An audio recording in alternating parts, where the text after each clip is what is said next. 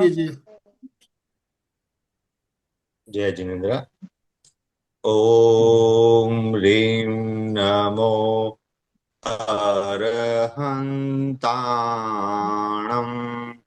ओम ह्रीं नमो सिद्धाणम्। ओम ह्रीं नमो आयर्याणम्। ओम ह्रीं नमो उवज्झायाणम्। ओम ह्रीं नमो लोये सव्वसाहुणम्। ऐसो पंचणमुक्कारो सर्वपावपणासनो मंगलाणं च सव्वेशिं परमं हवै मंगलम्। परमं हवै मंगलम्। ओम अरहम। ओम अरहम के साथ डॉक्टर साहब का वेलकम करना है, दोनों हाथ ऊपर करते हुए। ओम अरहम, ओम अरहम। यस। उत्थान सर, आपसे निवेदन, आप आज का सत्र शुरू करें। Over to you. जी सर। सभी का बहुत बहुत स्वागत है। सभी का बहुत बहुत धन्यवाद। आपने अपने स्वयं के लिए समय निकाला और अपने स्वास्थ्य को प्राथमिकता प्रदान की। तो जैसे 3 दिन से हम लोग जिस यात्रा पर चल रहे हैं, उस यात्रा का आज अंतिम पड़ाव है। और उस पड़ाव को हम बहुत अच्छे तरीके से गहराई से समझें और पूरे फोकस के साथ में ये सेशन अटेंड करें। यही मंगल भावना के साथ में हम ये सेशन स्टार्ट करते हैं। ठीक है जी। तो सभी लोग अपने वीडियो ऑन रखते हुए और इस यात्रा पर हम फिर से निकल पड़ते हैं। अपने अपने अपनी अपनी कुर्सी की पेटियां बांध लें और अब जो हमारी फ्लाइट है वो टेक ऑफ करने वाली है। तो हमने पहले दिन सीखा कि प्राकृतिक स्वास्थ्य यात्रा यानी प्रकृति से स्वास्थ्य की ओर कैसे यात्रा की जा सकती है, बिना दवाइयों और बिना साइड इफेक्ट के, बिना किसी सर्जरी के कैसे लाइफ टाइम स्वस्थ रहा जा सकता है। उसी दिन हमने देखा कि हमारी ऑर्गेनाइजेशन हॉलिस्टिक अबंडेंस हब की वैल्यूज क्या हैं। प्रत्येक व्यक्ति फिजिकली, मेंटली और इमोशनली स्ट्रांग हो, ये हमारी वैल्यूज हैं। इन्हीं वैल्यूज को लेकर के हम आगे बढ़ रहे हैं। इसके बाद हमने जाना कि ये जो 3 दिन का सेशन है, ये इसमें आपके लिए क्या है। तो इसमें आपके लिए आपने जाना, पहले दिन आपने जाना कि एनर्जी क्या होती है, एलिमेंट्स क्या होते हैं, किन एलिमेंट्स से मिलकर के एनर्जी बनती है, एलिमेंट्स कितने होते हैं, एनर्जी कितने टाइप की होती है, ये सब चीजें हमने जानी। और कल हमने ये भी जाना कि एनर्जी और एलिमेंट्स हमारी हेल्थ के लिए कैसे रिस्पॉन्सिबल होते हैं। आज हम जानेंगे कि उन एनर्जी और एलिमेंट्स को अपने अनुरूप बना करके, उन्हें बैलेंस करके, और हम अपनी सारी स्वास्थ्य समस्याओं से कैसे निजात पा सकते हैं।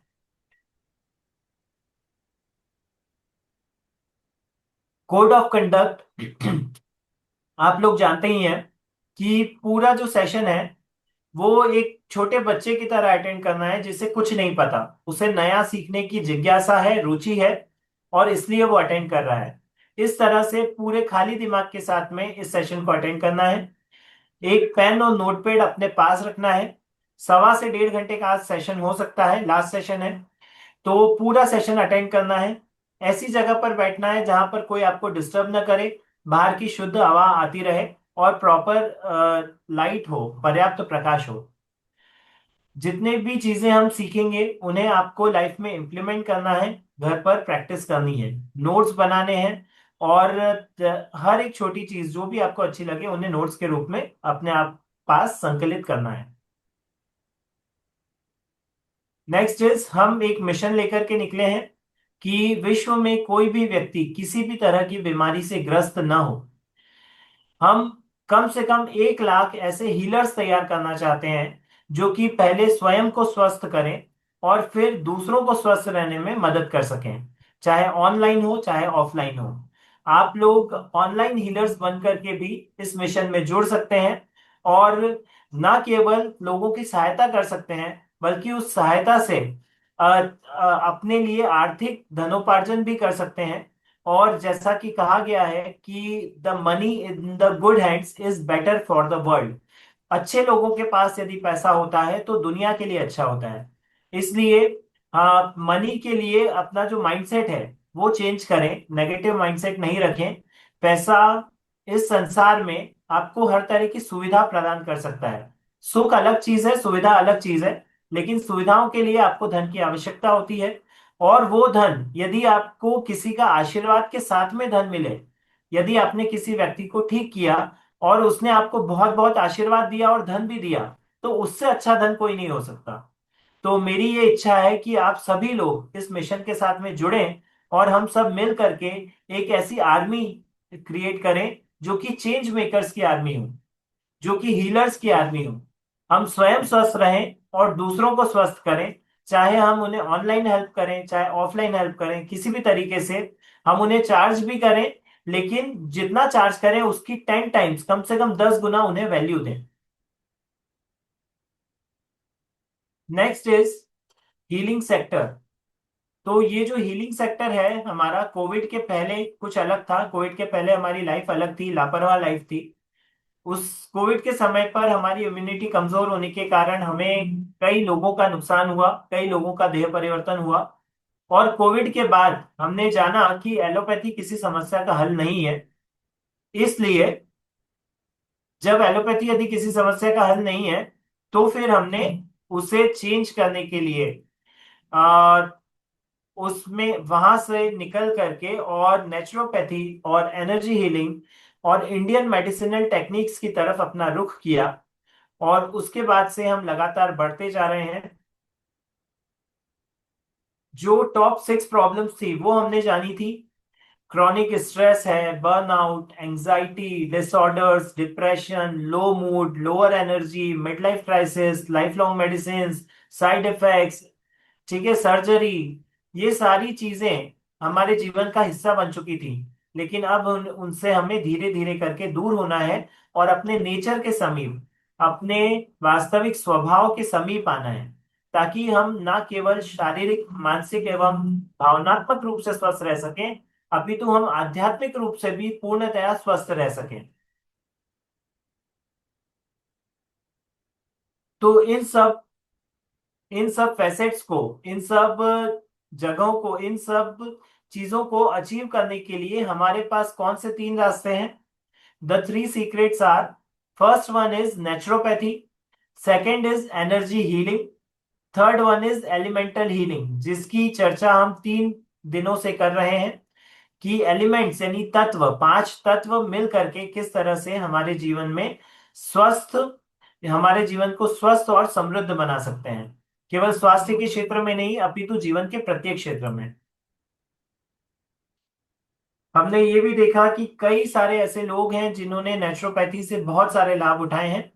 चाहे वो फिजिकल हेल्थ हो, आर्थराइटिस का इश्यू हो, गट हेल्थ का इश्यू हो, चाहे मेंटल हेल्थ हो, एडीएचडी की प्रॉब्लम हो, बाइपोलर डिसऑर्डर हो, चाहे इमोशनल हेल्थ हो, घर के झगड़े हो, मानसिक तनाव हो, इन सब चीजों में लोगों को बहुत फर्क पड़ा है। और मैक्सिमम हमने 7 मंथ्स में, कितनी भी क्रिटिकल बीमारी हो, मैक्सिमम 7 मंथ्स में उसे रिवर्स किया है। नेक्स्ट हमने सीखा था कि कौन से फैसेट में आपने नेचुरोपैथी अप्लाई की थी। अभी तक आपसे बहुत सारे लोगों ने नेचुरोपैथी को केवल फिजिकल हेल्थ के लिए अप्लाई किया था, लेकिन इन 2 दिनों में हमने सीखा कि mental health, emotional health, relationship, हमारे हमारी फाइनेंशियल लाइफ, हमारी सोशल लाइफ, इसके अलावा हमारी स्पिरिचुअल लाइफ भी इन नेचुरल एलिमेंट्स से और हमारी एनर्जी से प्रभावित होती है। मेरे बारे में आपने जाना, मेरी प्रोफाइल क्या है, मैंने क्या किया हुआ है, मेरी डिग्रीज, मेरे कोर्सेज, और मैंने कितने लोगों को अभी तक हेल्प की है, किस तरह से हेल्प की है, नेचुरोपैथी किस तरह से काम करती है, ये सारी चीजें हमने जानी। हमारा एजेंडा जो था फर्स्ट डे में था कि डिस्कवर हु वी आर। हमें अपने आप को खोज करना है, अपनी स्वयं की खोज, कि हम क्या हैं, शारीरिक रूप से हम क्या हैं। तो उसकी हमने खोज की कि हमारे एलिमेंट्स कौन से हैं, हमारी एनर्जी कौन सी है, वो सब हमने जाना।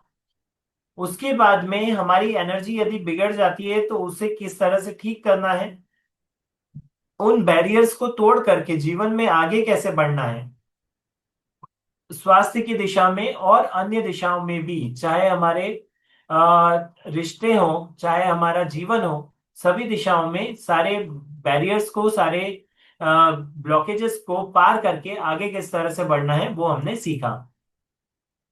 आज हम सीखेंगे being the best version of our self. अपने एलिमेंट को बरकरार रखते हुए किस तरह से अपना बेस्ट वर्जन बनना है वो आज हम सीखेंगे। ओके जी, कोई बात नहीं। जो लेट हो गए हैं या mike not working, Purnima ji mike work करेगा, आप उसे वो कर सकते हैं। और बाकी जो लेट हो गए हैं तो वो अभी जितना सेशन बचा है वो अटेंड करें, बाकी आपको रिकॉर्डिंग मिल जाएगी। ठीक है जी। अब उसके बाद में हम फोर स्टेप प्रोसेस हमने देखी थी। फर्स्ट स्टेप थी कि हमारी बॉडी का टाइप क्या है, वात बॉडी है, पित्त बॉडी है, या फिर कफ की बॉडी है, वो हमने जाना। फिर हमने जाना कि अलग अलग लोगों से मिलकर के हमें अलग अलग टाइप का फील क्यों होता है। किसी से मिलकर हम खुश हो जाते हैं, किसी से मिलकर दुखी हो जाते हैं, किसी को देखने पर गुस्सा आता है, कोई हमें सरप्राइज कर देता है, कोई हमें कंफ्यूज कर देता है कि कैसा नेचर है, इससे बात करें या ना करें, कोई हमें एक्साइटेड कर देता है, किसी से मिलकर हम डर जाते हैं, किसी को देखकर ही डर जाते हैं, किसी से बात करने की इच्छा ही नहीं होती, वो हमें बोर करता है। तो ऐसा अलग अलग लोगों से मिलकर अलग अलग हमारी भावनाएं उत्पन्न क्यों होती हैं ये हमने जाना, क्योंकि उन सभी की प्रकृति अलग अलग है। और आपकी प्रकृति यदि उनके साथ मैच नहीं करेगी तो आपको उनसे मिलकर अच्छा नहीं लगेगा। फिर हमने जाना कि अलग अलग सीजन में हमें अलग अलग टाइप के इमोशंस क्यों फील करते हैं। ठंड में किसी को ठंड अच्छी लगती है, किसी को अच्छी नहीं लगती। गर्मी किसी को अच्छी लगती है, किसी को गर्मी में घमौरियां हो जाती हैं। किसी को बारिश का सीजन अच्छा लगता है, किसी को कीचड़ लगता है। ठीक है, तो ऐसा क्यों होता है। फिर हमने जाना कि अलग अलग टाइप के फूड्स, अलग टाइप के भोजन खाने पर हमें अलग अलग टाइप के विचार आते हैं। हमें हमारी भावनाएं बदल जाती हैं भोजन के कारण। जैसा खाए अन्न वैसा होवे मन।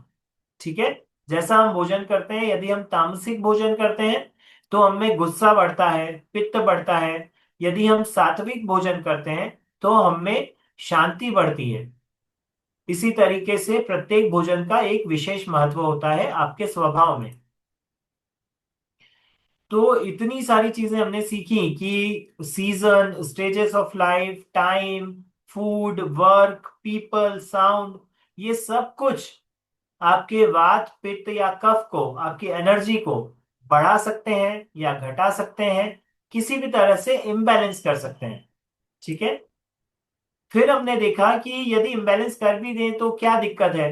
ठीक है, हम इतने सालों से तो ये जीवन जीते ही आ रहे हैं, थोड़े साल और जी लेंगे। लेकिन उसमें किस तरह से आपका जीवन जो है वो आपका जीवन एक मिजरेबल जीवन हो जाता है यदि आप अपने एनर्जी को नहीं जानते हैं और उसे बैलेंस नहीं रखते हैं। ये इस तरह से हो जाता है कि आप कश्मीर जा रहे हैं और समुद्र किनारे के कपड़े पहनकर जा रहे हैं, तो आप उसे अच्छी तरीके से एंजॉय नहीं कर पाएंगे।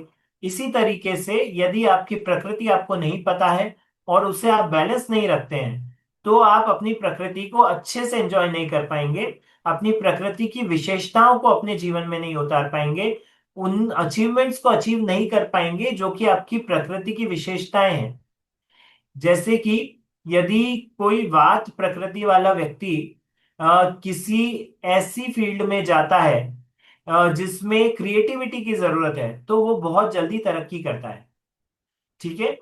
तो हम चाहे अपनी कुंडली देखें या ना देखें, हमें अपनी प्रकृति का ज्ञान अवश्य होना चाहिए। जीवन के हर भाग में हमारी प्रकृति काम करती है। और आज हम एक और चीज जानेंगे कि केवल हमारे शरीर में नहीं, हमारे शरीर के बाहर पूरे वातावरण में प्रत्येक व्यक्ति, वस्तु और परिस्थिति भी प्रकृतियों पर निर्भर होती है। क्योंकि 5 एलिमेंट से मिलकर केवल हमारी बॉडी नहीं बनी है, पूरा संसार ही 5 एलिमेंट से मिलकर बना है। ठीक है। तो 4 स्टेप प्रोसेस में सेकंड प्रोसेस जो थी, वो हम देखते हैं कि दो दो एलिमेंट्स मिल करके और दो एलिमेंट्स मिल करके एक एनर्जी बनाते हैं। ये भी आपने नोट डाउन किया था। स्पेस और एयर मिलकर के वात एनर्जी, फायर वाटर मिलकर के पित्त एनर्जी, और वाटर अर्थ मिलकर के कफ एनर्जी का निर्माण करते हैं। हमने ये भी देखा था कि हमारी बॉडी वात बॉडी है तो वो किस तरह की होगी, पित्त और कफ की बॉडी किस तरह से रिएक्ट करती है। फिर हमने एक सिंपल से एग्जांपल से समझा था कि हाथी की प्रकृति कफ की प्रकृति होती है तो उसके क्या गुण होते हैं, और टाइगर की प्रकृति पित्त वाली होती है और उसमें सेकेंडरी एलिमेंट उसका जो होता है वो कफ एलिमेंट भी होता है, तो उसकी प्रकृति उसकी विशेषताएं क्या होती हैं। फिर इसी तरीके से हमने मंकी के बारे में देखा कि उसकी प्रकृति वात होती है, तो वात प्रकृति की विशेषताएं क्या होती हैं, ये सब हमने मंकी के माध्यम से समझा था। फिर आपने बताया था कि आपकी वात प्रकृति मुख्य है, पित्त है या फिर कफ है। इस पोल के बाद हमने बॉडी टाइप एनालिसिस किया था कि वात बॉडी यदि होगी तो किस तरह की होगी, पित्त बॉडी किस तरह की होगी, और कफ वाली बॉडी किस तरह की होगी। आपको एक एग्जाम्पल के माध्यम से वात प्रकृति की वाइफ और कफ प्रकृति के हस्बैंड के माध्यम से हमने सीखा था कि जीवन की अलग अलग सिचुएशंस में दोनों का रिएक्शन अलग अलग होता है। इसलिए हमें एक दूसरे को जज करने के बजाय एक दूसरे को के गुणों की तारीफ करनी चाहिए और उन गुणों के अनुसार ही उन्हें काम देने चाहिए। जो हमें अपनी कमजोरी लगती है वो हमारी कमजोरी नहीं अपितु हमारी ताकत है। कैसे? कफ वालों की ताकत क्या है? स्टेबिलिटी। जीवन में कोई भी परिस्थिति आ जाए वो वो बहुत जल्दी घबराते नहीं है, उसके उस परिस्थिति का सामना करते हैं और उसे पार पाते हैं। पित्त वालों की विशेषता क्या है कि डायरेक्शन और ट्रांसफॉर्मेशन। यदि पित्त वाला कोई चीज सोच ले कि मुझे ये करना है तो वो बहुत जल्दी अपने आप को ट्रांसफॉर्म कर लेगा। डेली योगा करना है, एनर्जी हीलिंग करना है, कोई किसी भी काम को लगातार करना है, फोकस के साथ करना है, तो वो पित्त वाले पर्सन बिना किसी शारीरिक प्रॉब्लम के उनका जो एलिमेंट है वो उनका साथ देगा उस चीज में। इसलिए वो ट्रांसफॉर्मेशन और डायरेक्शन वाले काम बहुत अच्छी तरीके से कर सकते हैं। यदि कुछ इमेजिनेशन का काम है, नए आइडियाज की खोज करना है, कुछ इनोवेट करना है, कोई नई चीज बनाना है, तो वो वात प्रकृति को लोग बहुत अच्छी तरीके से कर सकते हैं। फिर हमने देखा था कि कफ पित्त और वात प्रकृति के लोग यदि कहीं पर घूमने जाएं तो किस तरह से प्लान बनाएंगे। वात वालों की प्लानिंग कैसी होगी, पित्त वालों की कैसी होगी, और कफ वालों की प्लानिंग कैसी होगी। यदि वात वालों का वात बिगड़ जाए, पित्त का पित्त बिगड़ जाए और कफ वालों का कफ यदि बिगड़ जाए यानी ज्यादा हो जाए या कम हो जाए तो उनकी क्या हालत हो सकती है। फिर हमने देखा कि हमें अपने आप को लेबल नहीं करना चाहिए कभी भी किसी भी टाइप का कि मैं ऐसा हूं मैं वैसा हूं। आपकी प्रकृति जो भी है आप अपना बेस्ट वर्जन बन सकते हैं। ठीक है। हमने देखा था कि गुलाब को मोगरा बनाने की कोशिश नहीं करनी चाहिए, बल्कि गुलाब को एक बेहतर गुलाब या मोगरा को एक बेहतर मोगरा बनाने की कोशिश आपको करनी चाहिए। आपकी प्रकृति जो है आपको उसी अनुसार चलना चाहिए और उसमें से आप अपने आप को जैसा बेस्ट वर्जन बना सकते हैं वो उसका आपको प्रयास करते रहना चाहिए। Story of Meera and Siddharth हमने देखी थी। मीरा जो थी वात प्रकृति की थी, सिद्धार्थ कफ प्रकृति के थे। दोनों में बहस होती थी। मीरा सिद्धार्थ को अपने जैसा बनाना चाहती थी। फिर लाइफ में टर्निंग पॉइंट आया। मीरा अपनी टीचर से मिली, टीचर ने उन्हें समझाया कि एलिमेंट्स क्या होते हैं, एनर्जी क्या होती है। मीरा ने भी उस चीज पर ध्यान दिया और फिर अपनी लाइफ को चेंज किया, यह जान करके कि हमें दूसरों को अपने जैसा बनाने की कोशिश नहीं करनी चाहिए। उनके जो गुण हैं उन गुणों के हिसाब से उनका बेस्ट वर्जन उभारने में उनका सहयोग करना चाहिए। हमारे जो गिफ्ट्स थे, जो हमारी प्रकृति के अनुसार हमारी विशेषताएं हैं, ऐसी 2 विशेषताएं भी आपने लिखी थी। आपने अपने आप को एक्सेप्ट किया था कि हमारा एलिमेंटल नेचर जो है वो हमें चेंज नहीं करना है, बल्कि उसे बेहतर करना है। दो गिफ्ट्स आपने लिखे थे। फिर अपना बेस्ट वर्जन बनने के लिए आप हमने जाना था कि कैसे बैलेंस हुआ जाए। जब वात इम्बैलेंस होता है तो क्या होता है, वात बैलेंस होता है तब कैसी कंडीशन होती है, पित्त इम्बैलेंस होता है तो आपको क्या प्रॉब्लम्स आती हैं, पित्त के बैलेंस होने पर आपकी लाइफ में किस तरह से फ्लेक्सिबिलिटी आती है, कफ के बैलेंस होने पर क्या स्टैग्नेशंस आते हैं, सैडनेस, डिप्रेशन, लोनलीनेस, ठीक है, फीलिंग अनहर्ड, अनलव्ड, अटैचमेंट, ये सारी चीजें इम्बैलेंस होने से आती हैं। और जब आपका कफ बैलेंस्ड होता है तो आपको शांति, पेशेंस, धैर्य, आप स्टेबल हो जाते हैं, ऑप्टिमिस्टिक होते हैं, ठीक है, सकारात्मकता आपके अंदर आती है। ये सब कफ के बैलेंस होने पर होता है। आप किस एनर्जी से ज्यादा, आपकी कौन सी एनर्जी ज्यादा इम्बैलेंस होती है, इसका आंसर भी कल आपने दिया था। और अब हम जानेंगे कि हमें एनर्जी को रीस्टोर करना और बहुत जल्दी से रीस्टोर करना क्यों जरूरी है। अभी तक आप सभी सेम पेज पर हैं तो लिखेंगे SP in the chat box. अभी 2 दिन में हमने जो सीखा हमने रिवाइज किया। और यदि आप अभी सेम पेज पर हैं तो type SP in the chat box please. Same page या SP लिख सकते हैं चैट बॉक्स में। थैंक यू, थैंक यू जी, thank you, thank you. Okay जी। तो आज हम सीखेंगे कि किस तरह से हम अपनी क्वालिटी ऑफ एक्सप्रेशन को एनहेंस कर सकते हैं। एक्सप्रेशन मींस आपका जो भी एलिमेंट है उसे आप किस तरीके से पावरफुल बना सकते हैं। और ये क्यों जरूरी है कि हम अपने एलिमेंट को बैलेंस रखें। देखिए, जब आप जिस भी एलिमेंट से आपका नाता है, आप वात की अधिकता है, पित्त की अधिकता है या फिर कफ की अधिकता है, यदि आपका एलिमेंट इम्बैलेंस है, यदि आपका कोई भी एलिमेंट इम्बैलेंस है, तो आपके शरीर की जो अग्नि है, आपके जठर की जो अग्नि है, वो वीक पड़ जाती है, वो मंद हो जाती है। उससे क्या होता है, सबसे बड़ा नुकसान होता है कि आपके जठर की अग्नि जब मंद होती है, आप जो भी भोजन करते हैं तो आपकी बॉडी उसमें डिफरेंशिएट नहीं कर पाती कि किस भोजन को शरीर से बाहर करना है, क्या वेस्ट है और क्या न्यूट्रिशंस है। फिर आपकी बॉडी की अग्नि जितनी मंद होती है उस हिसाब से वो काम करती है।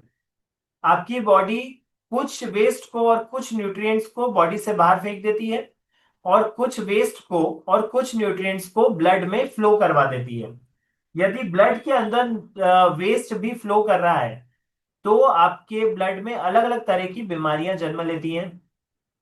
जब टॉक्सिन्स आपके ब्लड में होते हैं तो वो जब तक ब्लड में तैर सकते हैं तैरते हैं, अदरवाइज बहुत ज्यादा हो जाते हैं तो अलग अलग ऑर्गन्स पर फेंक दिए जाते हैं। ये चीज आपको लिखना है, अपने नोटपैड में लिखें कि जितनी भी बीमारियों के लास्ट में ITIS, आइटिस होता है, वो सारी बीमारियां ब्लड में टॉक्सिन्स की अधिकता के कारण होती हैं। जब ब्लड में टॉक्सिन्स बहुत ज्यादा बढ़ जाते हैं तो जो भी वेस्ट था, जो टॉक्सिन्स शरीर के बाहर जाना चाहिए थे, वो ब्लड में भेज दिए गए, क्योंकि आपकी अग्नि कमजोर थी। आपकी अग्नि कमजोर इसलिए थी क्योंकि आपका जो एलिमेंट है वो कमजोर है, ये बहुत ज्यादा बढ़ा हुआ है या बहुत ज्यादा कम है। ठीक है। ऐसी स्थिति में ऐसी स्थिति में क्या होता है कि जितने भी आइटिस वाली बीमारियां होती हैं, ठीक है, ट्यूबरकोलाइटिस, है ना, टीबी का पूरा नाम ट्यूबरकोलाइटिस था। थायराइड का पूरा नाम थायराइडिटिस आइटिस होता है। ठीक है, सब में लास्ट में आइटिस लगता है, लिवर आइटिस। ऐसे जितने भी लास्ट में आइटिस होता है, ब्रोंकलाइटिस, जिस जिसके लास्ट में आइटिस होता है वो सभी आपके वो सारी बीमारियां आपकी अग्नि के मंद पड़ने की वजह से होती हैं, और उसका मुख्य कारण होता है आपका एलिमेंट का सही ना होना। तो इसके कारण जब अग्नि कम पड़ती है तो क्या होता है कि हमारे न्यूट्रिएंट्स और वेस्ट कुछ शरीर में रह जाते हैं और कुछ शरीर के बाहर निकल जाते हैं। ये इस तरह से होता है कि एक ट्रैफिक सिग्नल पर किसी तरह की कोई लाइट नहीं है, आप अपनी कार लेकर के वहां घुस गए और बहुत सारे लोग अपनी अपनी कार लेकर के वहां घुस गए। तो इस तरह की सिचुएशन वहां पे क्रिएट होती है, कियोस हो जाता है। और उस कियोस में कोई व्यक्ति उस कियोस से निकल जाता है, कोई नहीं निकल पाता। किसी की गाड़ी पे डैमेज हो जाता है, किसी को लग जाती है। इस तरह से अलग अलग टाइप की प्रॉब्लम्स जो कि हमें ट्रैफिक सिग्नल पर आती हैं, वैसी ही प्रॉब्लम हमारे शरीर के अंदर आती है। हमारे शरीर को पता नहीं चलता है कि किस दिशा में जाना है, किस दिशा में उसे वेस्ट को फेंकना है, और किन चीजों को उसे ब्लड के अंदर फ्लो करना है। वो न्यूट्रिएंट्स के साथ में वेस्ट को भी, टॉक्सिन्स को भी ब्लड में फ्लो कर देता है, और उसका मुख्य कारण है हमारा एलिमेंटल आउट ऑफ बैलेंस होना। ये इम्बैलेंस कैसे आते हैं, कहाँ से आते हैं? ठीक है, तो ये हमने देखा था कि इतनी चीजों से, season, stages, time, food, work, people, sound और नेचर से इम्बैलेंस आते हैं। और भी बहुत सारी चीजों से लाइफ में इम्बैलेंस आता है, एलिमेंट्स में इम्बैलेंस आता है। अब एक एक चीज को हम थोड़ा सा डिटेल में सीखेंगे, और आपको ये सारी चीजें लिखनी है अपने नोटबुक में, ये आपको बहुत काम आने वाली है। वात जब आपका बढ़ता है, वात बढ़ता है तो क्या बढ़ता है आपकी बॉडी में? कोल्ड, है ना? जब कोल्ड बढ़ता है, यानी कि यदि ठंड का सीजन हो, ड्राई सीजन हो, विंडी वेदर हो, हवा चल रही हो, ऐसे सीजन में आपका वात बढ़ता है। पित्त आपका किस तरह से बढ़ता है कि जब क्लाइमेट में ह्यूमिडिटी हो, बहुत ज्यादा हॉट हो क्लाइमेट, तब आपका पित्त बढ़ता है। ठीक है, और जो वेदर हो वो बहुत ज्यादा स्कॉर्चिंग हो, चिपचिपा हो, तब आपका पित्त बढ़ता है। कफ आपका बढ़ता है जब वेदर में नमी बहुत ज्यादा हो, बारिश हो, बारिश के साथ में ठंड हो, कोहरा हो, धुंध हो, ऐसी सिचुएशंस में आपका कफ बढ़ता है। ठीक है, कौन कौन रिलेट कर पा रहा है, किस किस को इन सीजन्स में ये सब प्रॉब्लम्स होती हैं? Type me in the chat box. देखिए, आज का सेशन क्योंकि लंबा होने वाला है, इसलिए मैं चैट बॉक्स में आपको बार बार नहीं बोल पा रहा हूं। लेकिन आपको खुद से चैट बॉक्स में आप जो भी लिखना चाहें, जिस भी बात से आप रिलेट कर रहे हैं, आप मी लिख सकते हैं, या उस दोष का नाम लिख सकते हैं कि आई सफर विद दिस वाता पित्ता और कफा। ठीक है जी, थैंक यू। इसके अलावा स्टेजेस ऑफ लाइफ जो होती हैं, लाइफ की अलग अलग स्टेज में अलग अलग एलिमेंट जो है वो हाइप पर होता है।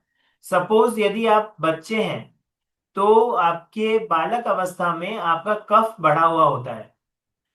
इसका एक एग्जांपल लिखें कि कफ जो है वो आपकी बॉडी बिल्डिंग में और ग्रोथ में हेल्प करता है, और केवल आपकी बॉडी में नहीं, संसार में कितनी भी कोई भी वस्तु यदि बन रही है, ठीक है, किसी भी वस्तु का निर्माण हो रहा है, चाहे आपके शरीर का हो, चाहे आपके घर का हो।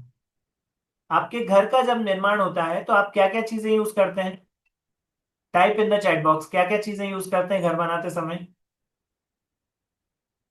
मिट्टी, चूना, सीमेंट, लोहा यूज करते हैं, रेत। ये सब चीजें कहां से आती हैं? अर्थ एलिमेंट से। ठीक है, अर्थ एलिमेंट का आप यूज करते हैं किसी भी चीज को बनाने में, और उसके साथ में किस चीज का यूज करते हैं? वाटर का। ठीक है, सीमेंट, रेत, मिट्टी को सबको मिलाने के लिए पानी चाहिए। तो इसी तरीके से हमारी भी जब बॉडी बन रही होती है बचपन में, तो हमें अर्थ एलिमेंट और वाटर एलिमेंट की अधिकता होती है, यानी कि कफ की अधिकता होती है। जब हम बड़े हो जाते हैं, स्पेशली किशोरावस्था में और युवावस्था में, हमें पित्त की अधिकता होती है। किशोरावस्था में आपने देखा होगा कि जो लड़कियां होती हैं स्पेशली, उनको पिंपल्स हो जाते हैं। ठीक है, उनका स्वभाव चिड़चिड़ा हो जाता है, लड़कों के साथ भी होता है। उस समय पे उनकी बॉडी में चेंजेस हो रहे होते हैं, तो वो चेंजेस उनके पित्त को बढ़ा देते हैं। ठीक है, तो आपकी किशोरावस्था और युवावस्था पित्त की अवस्था होती है। उसके बाद आपकी प्रौढ़ावस्था और वृद्धावस्था वात की अवस्था होती है, जब आपकी हड्डियां, घुटने, जॉइंट्स ये सब पेन करने लग जाते हैं, ठीक है, शिवरिंग होती है। ये अवस्था हमारी वात की अवस्था होती है। इसके अलावा समय भी, प्रतिदिन का समय, जैसे कल हमारी बात हुई थी हमारी बॉडी की सर्केडियन क्लॉक क्लॉक किस टाइप की होनी चाहिए। तो सर्केडियन क्लॉक क्या होता है कि हमारी बॉडी किस तरीके से अलग अलग समय में व्यवहार करती है, that is called circadian clock clock of our body. कल मैंने आपको बताया था कि मॉर्निंग के समय पे वात इंक्रीज होता है, लेकिन मॉर्निंग के समय पे कफ भी इंक्रीज होता है, ठीक है। तो अभी आप नोट करते जाएंगे कि मॉर्निंग का टाइम कफ का टाइम भी होता है। सुबह का समय कफ का समय होता है। लगभग ब्रह्म ब्रह्म मुहूर्त से लेके 9-10 बजे तक का समय विशेषतया कफ का होता है। उसके बाद में, और ये समय वात का भी होता है लेकिन मुख्यतः कफ लिखें आप अभी। और इसके बाद में जो पित्त का समय होता है वो दोपहर का समय होता है, जब सूरज अपने शिखर पर होता है। वो समय पित्त का समय होता है, यानी 11, 11:30 से लेकर के 3, 3:30 बजे तक पित्त का समय होता है। उस समय आप जो भी भोजन करते हैं वो बहुत अच्छी तरीके से आपके शरीर में अब्जॉर्ब होता है। उसका एक्सक्रीशन भी बहुत अच्छे से होता है और अब्जॉर्प्शन भी बहुत अच्छे से होता है, यानी कि जो वेस्ट है वो बॉडी से अच्छी तरीके से बाहर फेंक दिया जाता है और जो न्यूट्रिएंट्स हैं वो बॉडी में अब्जॉर्ब कर लिए जाते हैं, अवशोषित कर लिए जाते हैं। इसके बाद हम जानेंगे कि आफ्टरनून के बाद यानी शाम का समय और रात का समय, जो कि ठंडा समय होता है, लाइट समय होता है, ये समय जो होता है वो आपके वात का समय होता है। इसमें कफ की भी अधिकता रहती है, लेकिन इसमें मुख्यतया आप वात लिखें। तो कफ, पित्त और वात सुबह, दोपहर और शाम का समय इस तरीके से आप में अधिकता पैदा करता है। इसके अतिरिक्त आपका भोजन, जिस तरह का आप भोजन करते हैं वो भी आपके शरीर में वात, पित्त और कफ को बढ़ाता है।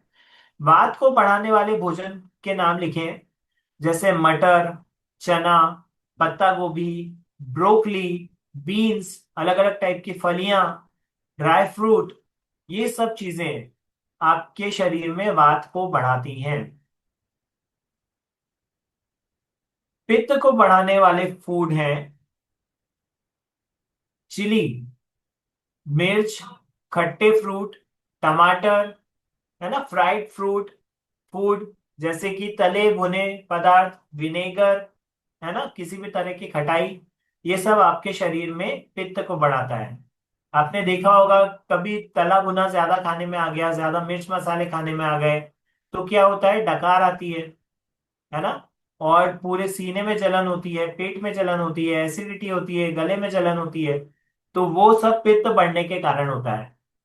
इसीलिए जिनका पित्त बढ़ा हुआ है उन्हें सलाह दी जाती है कि वो सादा भोजन करें, विशेषकर फ्रूट्स यानी कि फलों का भोजन करें। कफ जब आपकी बॉडी में इंक्रीज होता है तो राइस यानी कि चावल, दही, शक्कर, केले, पनीर, दूध, दूध से बनी हुई वस्तुएं, मिठाइयाँ, ये सब आपके कफ को बढ़ाते हैं। तो विशेषतया दूध और दूध से बनी वस्तुएं तो कफ वालों को छोड़ देना चाहिए, बाकी सबको भी छोड़ देना चाहिए। उसके बारे में हम एक अलग से सेशन ले सकते हैं, बहुत बड़ा विषय है। लेकिन और शाम के समय पर मुख्यतया रूप से चावल, दही, है ना, मिठाई वगैरह, ये सब शाम के समय पर बिल्कुल नहीं खानी चाहिए। शक्कर यदि आप छोड़ देते हैं और मिठाई छोड़ देते हैं तो ही आपकी बॉडी में आपको बहुत सारे एक्सेप्शनल चेंजेस देखने को मिलेंगे। वात यदि वात को बढ़ाने वाली एक्टिविटीज, नेक्स्ट पॉइंट हम लिखेंगे, एक्टिविटीज कौन सी हैं, यानी कि आप ऑफिस में काम कर रहे हैं तो ऐसे कौन से काम हैं, ऑफिस में, बिजनेस में, ऐसे कौन कौन से कार्य हैं जिनमें आपका वात बढ़ता है। तो ऐसे कार्य जिसमें आपको लगातार यात्राएं करना पड़े, एक जगह से दूसरे जगह जाना पड़े, टूर ट्रैवल, है ना, करना पड़े। इरेग्युलर रूटीन हो, आपके भोजन का समय निश्चित नहीं हो, सोने का समय निश्चित नहीं हो, पानी पीने का समय निश्चित नहीं हो। ठीक है, एक्सेसिव टॉकिंग, बहुत ज्यादा आपको बोलना पड़े, आपको स्पीचेस देना पड़े 2-2 3-3 घंटे, ऐसे जितने काम होते हैं वो आपका वात बढ़ाते हैं। जो लोग इससे रिलेट कर पा रहे हैं, type me in the chat box. पित्त बढ़ाने वाली एक्टिविटीज कौन सी होती हैं? कांस्टेंट कंपटीशन, एक दूसरे से कंपटीशन करना, इंटेंस सनलाइट में वर्क करना। जैसे यदि आप जब एक दूसरे से कंपटीशन करते हैं तो जलन की भावना आती है। ठीक है, जलन की भावना जब आती है तो आपका पित्त बढ़ता है। इंटेंस वो सनलाइट में काम करना, जैसे कि कोई लेबर है तो वो सनलाइट में, डायरेक्ट सनलाइट में काम करते हैं, या दुबई वगैरह में जो लोग हैं वो डायरेक्ट सनलाइट में यदि काम करते हैं तो उनका पित्त बढ़ता है। ओवर एक्स ओवर एक्सरेशन, बहुत ज्यादा काम कर लेना, बहुत ज्यादा थक जाना, उससे आपका पित्त बढ़ता है। चैट बॉक्स में कृपया लिखते रहें, कृपया सभी लोग लिखते रहें कि आप किस प्रकृति से रिलेट कर पा रहे हैं। ठीक है, आपका इन्वॉल्वमेंट बहुत ज्यादा जरूरी है। चैट बॉक्स में टाइप करते रहें कृपया। जी, आगे बढ़े, सभी अभी तक सेम पेज पर हैं? अभी तक कुछ समझ में नहीं आया तो चैट बॉक्स में टाइप कर सकते हैं आप।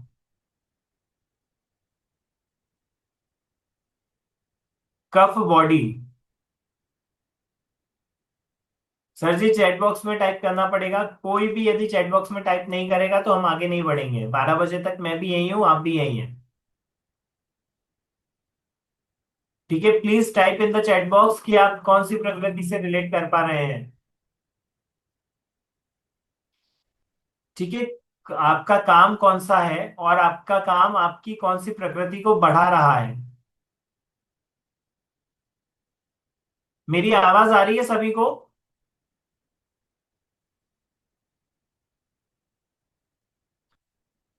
आनंद सर, हेलो। यस, आ रही है आवाज। ठीक है जी, ओके।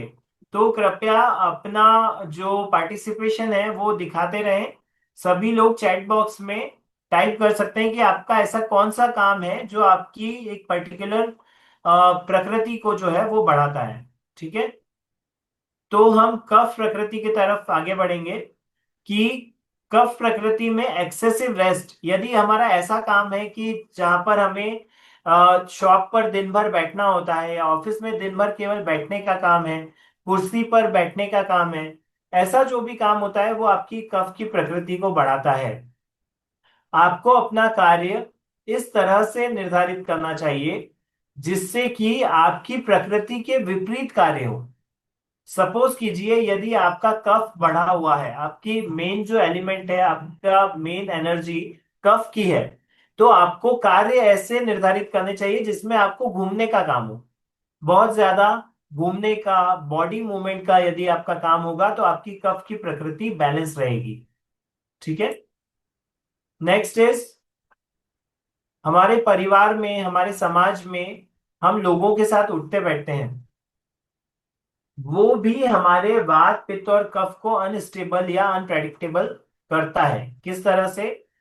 यदि ऐसे लोग हैं जो कि अनिश्चित हैं, जिन्हें प्रेडिक्ट नहीं किया जा सकता है, उनका मूड कभी अच्छा होता है कभी बुरा होता है, तो ऐसे लोगों के साथ में यदि हम व्यवहार ज्यादा करते हैं तो हमारा भी वात बढ़ता है। तो वात जिनका बढ़ा हुआ है या जिनका मेन एलिमेंट वात है, उन्हें अनप्रेडिक्टेबल लोगों के साथ नहीं रहना चाहिए, दूरी बना के रखनी चाहिए। पित्त इंक्रीज कैसे होता है? जब इंटेंस, बहुत ज्यादा गंभीर लोगों के साथ में, है ना, या बहुत ज्यादा आर्ग्यूमेंट जब हम करते हैं, आपने देखा होगा कि जब भी हम बहस करते हैं किसी के साथ तो शरीर में गर्मी बढ़ जाती है। ठीक है, बहुत ज्यादा सीरियस लोगों के साथ में हम लोग बैठते हैं या ऐसा माहौल बहुत ज्यादा सीरियस हो जाता है तो भी शरीर में गर्मी बढ़ जाती है। ठीक है, फियरफुल, ऐसे लोगों के साथ में हम लोग बैठते हैं तो भी हमारा पित्त बढ़ जाता है। शरीर में गर्मी बढ़ना है अर्थात पित्त का बढ़ना। कफ हमारा कैसे इंक्रीज होता है कि हम लोग ऐसे लोगों के साथ में, बहुत ज्यादा इमोशनल लोग हों या किसी घर में कोई गमी हो गई हो, वहां पे हम बहुत ज्यादा देर तक बैठे हैं, तो आपने देखा होगा कि सब लोग रो रहे हैं, सब लोग दुखी हैं, तो आप भी दुखी हो जाते हैं। ठीक है, आपके भी आंसू निकल आते हैं, आप भी भावुक हो जाते हैं। तो वो कैसे होता है कि उस समय आपका कफ बढ़ जाता है। ठीक है, कौन कौन अभी तक सेम पेज पर है? सेम पेज लिखिए कृपया चैट बॉक्स में। चैट बॉक्स चल रहा है ना सभी का? चैट बॉक्स में सेम पेज लिखिए।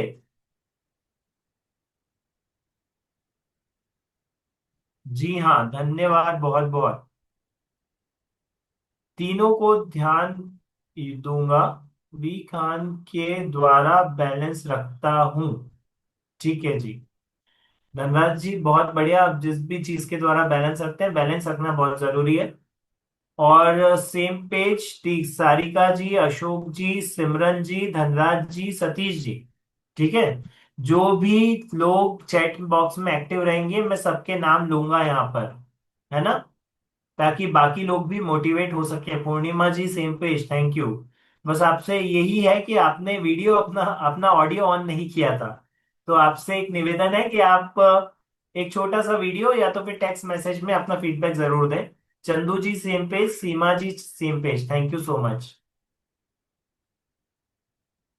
जी। तो अब हम आगे बढ़ते हैं कि सोशल इंटरेक्शन के अलावा, यानी हमारे आसपास के लोगों के अलावा, हमारा जो म्यूजिक हम सुनते हैं, किसी भी टाइप का म्यूजिक हो, ठीक है, म्यूजिक के अलावा जो भी ध्वनियां भी हम सुनते हैं ना, किसी के बात करने की ध्वनि, ट्रैफिक की ध्वनि, है ना, या हम किसी ऐसे प्लेस पर जाते हैं झरना बह रहा है उसकी ध्वनि, चिड़िया की चहचहाहट, पक्षियों का चहचहाना, है ना, ये जितनी भी चीजें हम सुनते हैं ये सारे म्यूजिक हैं। और ये हमें अलग अलग टाइप की एलिमेंट को, अलग अलग टाइप की एनर्जी को बढ़ाते हैं या फिर घटाते हैं। तो वाद बढ़ाने वाले म्यूजिकल इंस्ट्रूमेंट कौन कौन से हैं या साउंड कौन कौन से हैं? तो हल्के साउंड, जैसे सितार का साउंड, है ना, हल्का सा पियानो का साउंड, पियानो तो हैवी होता है, खैर सितार का साउंड, गिटार भी यदि बिल्कुल हल्का सा बजे, यदि तबला बहुत एक जैसे रिदम पर बजे, हल्के हल्के धीरे धीरे, तो ये सारे स्टेबल साउंड जो होते हैं, या अनस्टेबल बीट्स जो होती हैं, जैसे इम्प्रोवाइजेशनल जैज, जैज एक टाइप का म्यूजिक होता है ना, ये सब चीजें हमारे वाद को बढ़ाती हैं, ये सब टाइप के साउंड। पित्त बढ़ाने वाले साउंड कौन से हैं? रॉक म्यूजिक, बहुत तेज गति से चलने वाला, जिससे ऐसा म्यूजिक जिसमें जो सिंगर गा रहा है और जो सुन रहे हैं वो सब पसीना पसीना हो रहे हैं। ठीक है, तो आपके शरीर की गर्मी बढ़ रही है उस म्यूजिक से। तो ऐसा रॉक म्यूजिक, बैटल एंथम्स, आपने देखा होगा कि किसी मूवी में देखा होगा कि जब युद्ध घोष होता है, कोई राजा युद्ध लड़ने जाते हैं, युद्ध घोष होता है, जैसे जय भवानी, जय शिवाजी, या फिर जो भी हमारी सेना के जो युद्ध घोष होते हैं, है ना, अलग अलग सेना की पलटन के अलग अलग युद्ध घोष होते हैं, तो वो जब बोलते हैं तब शरीर में पित्त बढ़ता है। क्यों? क्योंकि पित्त बढ़ाना उस समय उनकी रिक्वायरमेंट होती है। उस समय उन्हें युद्ध करने जाना है तो शरीर में गर्मी होनी चाहिए, शरीर सुस्त नहीं होना चाहिए। ठीक है, तो hip hop music, stimulating music, tempo classical, ये सब तरह के म्यूजिक जो है वो शरीर में गर्मी यानी कि पित्त बढ़ाने का कार्य करते हैं। नेक्स्ट आप लिखेंगे कफ इंक्रीजिंग म्यूजिक, ये कौन कौन से हैं? स्लो लूलाबाइस, लूलाबाइस मीन्स लोरियां। जब हम बच्चे को लोरी सुनाते हैं तो वो क्यों सो जाता है? क्योंकि सारी लोरियां उसी राग में बनी है, क्योंकि उसका मुख्य उद्देश्य बच्चे को सुलाना ही है। ठीक है, लोरी का जो राग होता है वो आपके शरीर में कफ को बढ़ाता है। एक तो वैसे ही बच्चा है तो कफ ऑलरेडी उसका बढ़ा हुआ है, फिर यदि आप ऐसा राग गाएंगे, ऐसी लोरी गाएंगे जिससे कि कफ बढ़े, तो उसको नींद आ ही जाएगी। तो कफ जो है वो शरीर में आराम पैदा करता है, आलस पैदा करता है। ठीक है, फिर आपकी नींद में भी कफ जो है वो हेल्पफुल होता है। उसके अलावा sweet romantic melodies, romantic songs, sweet songs, धीमे सॉन्ग्स, सॉफ्ट वायलिन, स्लो सूफी सॉन्ग्स, कामिंग क्लासिकल राग, है ना, शांत करने वाले राग जब हम सुनते हैं तो हमारे शरीर में कफ की मात्रा में वृद्धि होती है। इसके अलावा हम अलग अलग जगहों पर घूमने जाते हैं, तो अलग अलग स्थान भी अलग अलग तरह के अलग अलग तरह के एलिमेंट्स को, एनर्जीज को हमारे शरीर में बढ़ाते हैं। जैसे सपोज हम मरुस्थल में, रेगिस्तान में यदि घूमने गए, तो वहां पर हाई एल्टीट्यूड के या विंडी डेजर्ट हुए, जहां पर ऐसे रेगिस्तान जहां हवाएं बहुत तेज चलती हैं, गर्म हवाएं चलती हैं, है ना, या फिर ऐसे बड़े बड़े माउंटेन्स हुए जहां पर हरियाली नहीं होती, ऐसे माउंटेन्स, जैसे कि कोई बताएगा ऐसे माउंटेन्स जहां पर हरियाली नहीं है, कोई पेड़ पौधे नहीं है लेकिन पहाड़ है? एनीवन? लद्दाख। जी लेह ले, जी लेह जी लद्दाख। जी जी जी।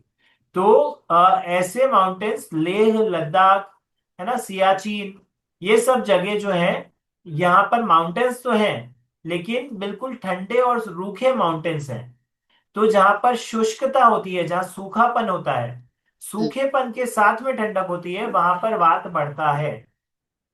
ठीक है, तो इसीलिए डेजर्ट हो, मरुस्थल हो, या तो फिर माउंटेन्स हो, वहां पर आप यदि आप जाते हैं तो आपकी बॉडी का वात बढ़ता है। पित्त इंक्रीजिंग, ऐसे प्लेस जो हॉट होते हैं, ह्यूमिड होते हैं, इंटेंस सनी होते हैं, मतलब कि जो समुद्र के तट होते हैं, समुद्र तटीय क्षेत्र, गोवा, गोवा, मुंबई, है ना, अहमदाबाद, ठीक है, ये सारे क्षेत्र जो है वहां पे ह्यूमिडिटी बहुत ज्यादा होती है। आपको चिपचिपाहट लगेगी, गर्मी ज्यादा लगेगी, और गर्मी भी सूखी गर्मी नहीं, चिपचिपी गर्मी लगेगी। तो ये सब जगह आपके शरीर में पित्त को बढ़ाते हैं, क्योंकि वहां के वातावरण में भी पित्त बढ़ा हुआ होता है। कफ को बढ़ाने वाली जगह कौन कौन सी हैं?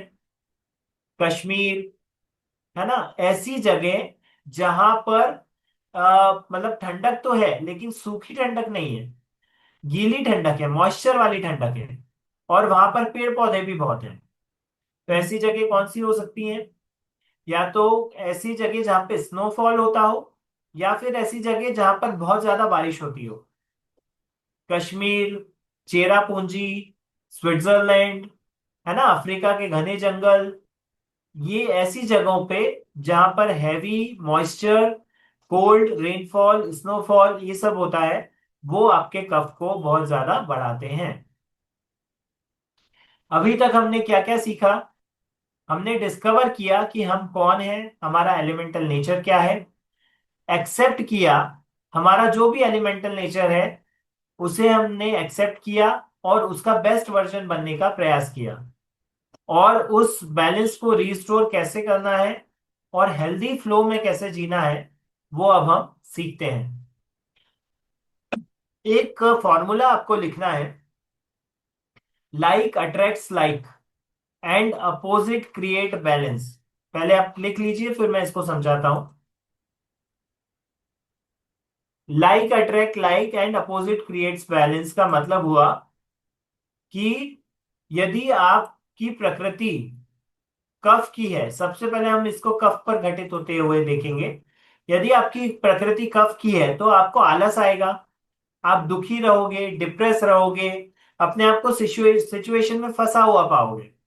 ऐसी स्थिति में आप क्या करोगे कि बिस्तर पे जाओगे और सो जाओगे, आप काम करने से बचोगे। ठीक है, जब आप बहुत ज्यादा देर सो लोगे तो फिर आपको भूख लगेगी, भूख लगेगी तो आप ऐसा खाना पसंद करोगे जो कि हैवी हो, तला गला, जंक फूड, है ना, और उसकी क्वांटिटी और क्वालिटी दोनों ही बढ़ी हुई होगी, मतलब आप ज्यादा खाना पसंद करोगे, और हैवी खाना, तला हुआ, ज्यादा मिर्च मसाले वाला खाना आप पसंद करोगे। जब आप खा लोगे तो आपको फिर से आलस आएगा, और आप कुछ नेटफ्लिक्स या यूट्यूब या कोई मूवी देखने में अपना टाइम वेस्ट करोगे। उसके बाद फिर आपको अंदर से अच्छा नहीं लगेगा, क्योंकि कुछ काम हुआ नहीं, पूरा दिन ऐसे ही चला गया। तो आप फिर से लेजी सैड डिप्रेस हो जाओगे और ये चक्र चलता रहेगा। कौन कौन कफ की इस सर्कल से, इस चक्रव्यूह से अपने आप को रेजोनेट कर पा रहा है? Type me in the chat box. किस किस की लाइफ में ऐसे ये सर्कल होता है और ये चक्रव्यूह तोड़ नहीं पाते हैं, डेली यही चीजें चलती रहती हैं? Type me in the chat box. जी। जी। जी, तो बहुत सारे ऐसे लोग हैं जिनकी लाइफ में कफ का ये पैटर्न चलता है। ठीक है। कुछ लोगों की लाइफ में कफ का पैटर्न चलता है, तो कुछ लोगों की लाइफ में वात का या पित्त का चलता है। जब ये पैटर्न हमारा चलेगा, जब इस हम चक्र में उलझ जाएंगे, तो इससे बाहर कैसे निकलेंगे? हमने अभी फॉर्मूला क्या लिखा है? कोई भी एक व्यक्ति चैट में लिखे फॉर्मूला को। लाइक अट्रैक्ट्स लाइक और अपोजिट क्रिएट बैलेंस। अभी हमने लिखा लाइक, देखा लाइक अट्रैक्ट्स लाइक, मतलब जैसा आपका स्वभाव होता है वैसी ही सिचुएशन आपके सामने आती है, वैसा ही भोजन आप करते हैं, वैसे ही सोशल मीडिया का कंजम्पशन आप करते हैं, उसी तरीके से आप सोते हैं, उठते हैं, बैठते हैं, खाते पीते, सब कुछ उसी तरह से करते हैं। ठीक है जी। तो ये जब आप करते हैं तो उसी सिचुएशन में फंस जाते हैं। उससे बाहर निकलने के लिए हमें क्या करना है? उसका अपोजिट करना है। कैसे? यदि हमारी प्रकृति कफ की है तो हमें सुबह जल्दी उठने का प्रयास करना है। सुबह जल्दी उठना है, रात को जल्दी सोना है। उससे हमारी प्रकृति के अपोजिट हम काम कर रहे हैं, ज्यादा देर सो नहीं रहे हैं। हम 6 से 7 घंटे की नींद इनफ होती है, उससे ज्यादा बिस्तर में नहीं रहना है, तो आपका कफ बैलेंस होगा। यदि आप उठने के बाद में गर्म पानी पीते हैं तो आपका कफ बैलेंस होगा। आप भोजन में गर्म सूप लेते हैं, या इसके अलावा आप ऐसे पदार्थ लेते हैं जिनमें गरम मसाले हों, काली मिर्च, लौंग, है ना, इस तरह के गरम मसाले हों, तो उससे भी आपका कफ बैलेंस होता है। इसके अलावा आप थोड़ी गुनगुनी धूप में यदि घूमने के लिए निकलते हैं, किसी पार्क में घूमने जाते हैं 7 साढ़े 7 बजे तक, जब थोड़ी धूप निकल जाए, तो भी आपका कफ उससे बैलेंस होता है। लेकिन आश्चर्य की बात क्या है कि ये केवल कफ वालों के लिए है। यदि आप पित्त या फिर वात वाले हैं तो धूप में घूमना आपका पित्त बढ़ा सकता है, और बहुत ज्यादा घूमना आपका वात बढ़ा सकता है। ठीक है। तो अब वात इम्बैलेंस पैटर्न हम देखेंगे कि वात वालों को क्या होता है कि बहुत सारे विचार एक साथ दिमाग में आते हैं। बिजी स्कैटर्ड फील करते हैं, मतलब बिखरा बिखरा सा फील करते हैं। बहुत सारे थॉट्स तो आ गए, लेकिन उन्हें इम्प्लीमेंट नहीं कर पा रहे हैं। ठीक है। रेस्टलेस हो जाते हैं। जब वो रेस्टलेस हो जाते हैं तो क्या करते हैं? फिर मल्टीटास्किंग करने लगते हैं। जितने भी विचार आए सब पे काम करने लगते हैं। एक भी काम ढंग से नहीं हो पाता, लेकिन सब पे एक साथ काम कर रहे हैं। और इस चक्कर में, काम के चक्कर में, वो क्या करते हैं कि अपने नेचुरल अर्जेस जो होती हैं उनको दबा लेते हैं। जैसे आपको वॉशरूम जाना है, तो भी आपने आधे घंटे तक वॉशरूम नहीं गए और रोक के रखा। जब रोक के रखा तो वो और ज्यादा आपके शरीर में वात को क्रिएट करता है। ठीक है। या आपको पानी पीना है तो आपने पानी नहीं पिया, दिन भर हो गया आप काम में उलझे रहे और पानी नहीं पिया, तो वो भी आपके शरीर में वात को और ज्यादा एक्टिवेट करेगा। ऐसे सोशल मीडियास आप देखते हैं, जैसे कि इंस्टाग्राम की रील्स या यूट्यूब के शॉर्ट्स।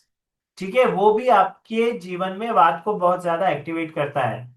फिर उसके बाद जब आप थक जाते हैं तो आप ऐसा खाना पसंद करते हैं जैसे कि रूखा सूखा खाना, पॉपकॉर्न, चिप्स, बिस्किट, चॉकलेट, है ना। ये सब चीजें जब आप खाना पसंद करते हैं तो वो ही क्रम आपके जीवन में चलता रहता है। आपका वात बढ़ता जाता है और वात से संबंधित समस्याएं आपको जीवन में उत्पन्न होती हैं। अब ऐसी स्थिति में आप अपोजिट क्या कर सकते हैं इसका बैलेंस क्रिएट करने के लिए? मल्टीटास्किंग नहीं करें और बैलेंस को रिस्टोर करें। योगा में एक आसन होता है जिसे चाइल्ड पोज कहते हैं। यहां पर आपको दिख रहा होगा मेरी स्लाइड पर, सबसे नीचे आप देखें। चाइल्ड पोज में एक महिला चाइल्ड पोज में बैठी हुई है। ठीक है। इस पोज में जब आप 5 मिनट 10 मिनट जितनी देर आपको अच्छा लगे रहते हैं, तो आपका वात जो है वो कंट्रोल होता है। इसके अलावा जब आप गर्म कपड़े पहनते हैं, गर्म सॉक्स पहनते हैं, है ना। हैवी चीजें, हैवी यानी थोड़ा सा गर्मी में यदि आप सोते हैं तो रजाई ओढ़ करके सोएं, अच्छे से अपने शरीर को गर्मी प्रदान करें, तो आपका जो आपका वात है वो बैलेंस होता है। इसके अलावा आप ठंडी चीजों को गर्म चीजों से चेंज करें, जैसे कि आइसक्रीम की जगह आप हर्बल टी ले सकते हैं, है ना। इसके अलावा आप स्नान के बाद में वार्म ऑयल से, गर्म ऑयल से मसाज ले सकते हैं। स्पेशली यदि आपका वात बढ़ा हुआ है, आपके जॉइंट्स में हड्डियों में पेन है, तो आपको गर्म ऑयल से मसाज करनी चाहिए। कौन कौन वात से रेजोनेट कर रहा है, वात वाली समस्याएं किन किन के बॉडी में आती हैं? Type me in the chat box. जी, बहुत सारे लोग हैं जिनके लाइफ में वात के पैटर्न बनते हैं और वे उसे तोड़ नहीं पाते। तो आज हमने सीखा कि किस तरह से उससे अपोजिट काम करके और हम वात के पैटर्न को तोड़ सकते हैं। नेक्स्ट इज पित्त इम्बैलेंस पैटर्न। हमारा जो पित्त है वो इम्बैलेंस जब होता है तो क्या होता है? हमें बहुत गुस्सा आता है, इरिटेशन होती है, बॉडी ओवर हीट हो जाती है। फिर हम क्या करते हैं कि किसी भी बात पर बहुत जल्दी रिएक्ट कर देते हैं, गलत तरह से रिएक्ट कर देते हैं।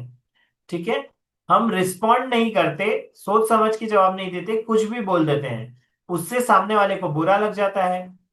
फिर हम क्या करते हैं कि ओवर वर्क, बहुत ज्यादा काम कर लेते हैं या बहुत ज्यादा अचीवमेंट के लिए फ्यूचर प्लान्स बना लेते हैं, तो भी हमारी बॉडी में पित्त बढ़ता है।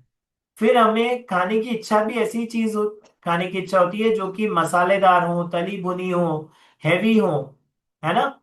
तो ये सब चीजों को अवॉइड करने के लिए, इस चक्र से बचने के लिए हमें क्या करना है? Opposite create balance.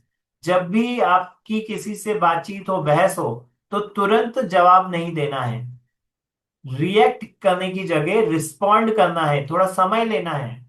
आज जवाब देने की जरूरत नहीं है, कल जवाब देना आराम से सोच के। ठीक है, स्वैप स्पाइसी फूड को चेंज करके और माइल्डर यानी कि हल्का भोजन आपको करना है, कम तेल मसालों का, कम घी, कम तेल मसाले। ये आपके लिए बहुत अच्छे हैं क्योंकि आपके शरीर में से पित्त को कम करेंगे। Take a cool shower. यदि पित्त बहुत बड़ा हुआ है, गुस्सा आ रहा है, बॉडी में ज्यादा हीट है, जलन हो रही है, तो एक ठंडा स्नान ले लें। Instead of to focus 10% detail, see others perspective. देखिए, जीवन में बहुत सारी बार यही चीजें होती हैं कि हम अपने पर्सपेक्टिव से सोचते हैं और हम जो सोचते हैं उसी को सही मान लेते हैं। सामने वाला व्यक्ति जिस पर्सपेक्टिव से बोल रहा है, उसका जो विजन है, हम उसे समझने की कोशिश नहीं करते। और 99% जो लड़ाई झगड़े होते हैं, जो टेंशन्स होती हैं, वो इसी कारण होती है। हम अपना पॉइंट समझते हैं, सामने वाले का पॉइंट समझने का प्रयास ही नहीं करते। और बाकी जो 1% होती है वो ईगो की वजह से होती है। हमें पता तो होता है कि वो सही है, हम गलत हैं, पर हम ईगो पर ले लेते हैं और उसके कारण बहुत सारी लड़ाई झगड़े होते हैं। ठीक है, तो ऐसी स्थिति में हमें अपोजिट से कैसे बैलेंस क्रिएट करना है वो हमने सीखा। हमने क्या क्या सीखा? हमने अपने आप को देखा, अपने एलिमेंट्स को देखा, जो एलिमेंट्स हैं उन्हें एक्सेप्ट किया, अपना बेस्ट वर्जन बनने का प्रयास किया और अपने आप को रीस्टोर किया। ठीक है, अब हमें क्या करना है? हमें बड़े बड़े स्टेप्स नहीं लेने हैं, एक दिन में 50-100 स्टेप्स नहीं लेने हैं। हमें केवल छोटे छोटे स्टेप्स लेने हैं। कैसे लेने हैं? छोटे छोटे ऐसे स्टेप लेने हैं जो कि आपके मेन एलिमेंट के अपोजिट हो। ठीक है, सपोज आपका वात एलिमेंट बहुत ज्यादा बढ़ा हुआ है, तो आप 1-1.5 घंटा एक साथ बैठ करके एक बार में कोई काम पूरा करने की कोशिश करें। ठीक है, बहुत ज्यादा नहीं सोचें, जो भी एक बार में एक विचार रखें, एनालिसिस पैरालिसिस में नहीं जाएं, सब चीजों में ज्यादा अंदर घुसने की जरूरत नहीं है, एक काम पकड़ा और उसे किया। यदि 1% भी आप अपनी लाइफ में, अपनी हेल्थ में इंप्रूवमेंट लाते हैं पर डे, 1 डिग्री से भी आप अपनी हेल्थ को इंप्रूव करते हैं, तो 360 डेज में 360 डिग्री का इंप्रूवमेंट, मतलब सर्कल आपका पूरा हो जाएगा। ठीक है, और सर्कल के दोनों पॉइंट अलग अलग होते हैं। ठीक है, ऐसा नहीं है कि आप उसी जगह वापस आ जाएंगे, मतलब आप बहुत बड़ी यात्रा पूरी कर चुके होंगे, आपका जीवन 360 डिग्री से चेंज हो चुका होगा।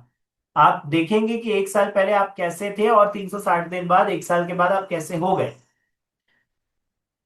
अब आपको क्या करना है कि केवल एक कोई ऐसी चीज लिखनी है जो आपको इस सेशन में सबसे अच्छी लगी। चैट बॉक्स में लिखना है और अपने नोटपैड में भी लिखना है। तो ये था हमारा सेशन। आज हमने थोड़ा समय ज्यादा लिया लेकिन बहुत कुछ सीखा। आपको कैसा लगा वो आप बताएं। और आपके जो भी क्वेश्चंस हैं, we would be very happy to take all questions. जी, सारिका जी आप स्वयं को अनम्यूट कर लें। हाँ सर, हो गया है। हाँ जी, बताएं। हाँ सर, मैं तो सुन रही थी, बहुत ध्यान से सुन रही थी। और लिखने में देरी भी कर रही थी क्योंकि सुन रही थी ध्यान से। कोई लेकिन बात नहीं। हम्म। बहुत कुछ ठीक है। पर बहुत कुछ है ना, कंफ्यूजिंग है, जैसे जो क्लियर नहीं हो पाया मेरे खुद के कॉन्सेप्ट पे कि मेरा बॉडी किस तरीके का है। आप कुछ मुझे बातें। बताएं। आप मुझे बताएं कि आपके लक्षण किस टाइप के हैं, मैं अभी आपको बता दूंगा, 1 सेकंड में क्लियर कर देंगे। बोलिए। आप आपकी दिनचर्या बताएं। आपका नेचर बताएं। आपके बारे में कुछ बताएं, 2-3 मेन बिंदु बताएं, उसी से हम पता कर लेंगे। आ, सुबह तो ठीक है सर, सुबह मैं बहुत जल्दी तो नहीं, लेकिन हाँ उठती हूँ और सुबह थोड़ा एक्सरसाइज करती हूँ। इस क्लासेस से जुड़ी हुई हूँ। तो सुबह तो 1 घंटे का क्लास मेरा रहता है। फिर घर में 2 ही जन हैं, हस्बैंड वाइफ है, तो ज्यादा कुछ नहीं है। लेकिन फिर अपना जो डेली रूटीन है उस हिसाब से चलती हूँ।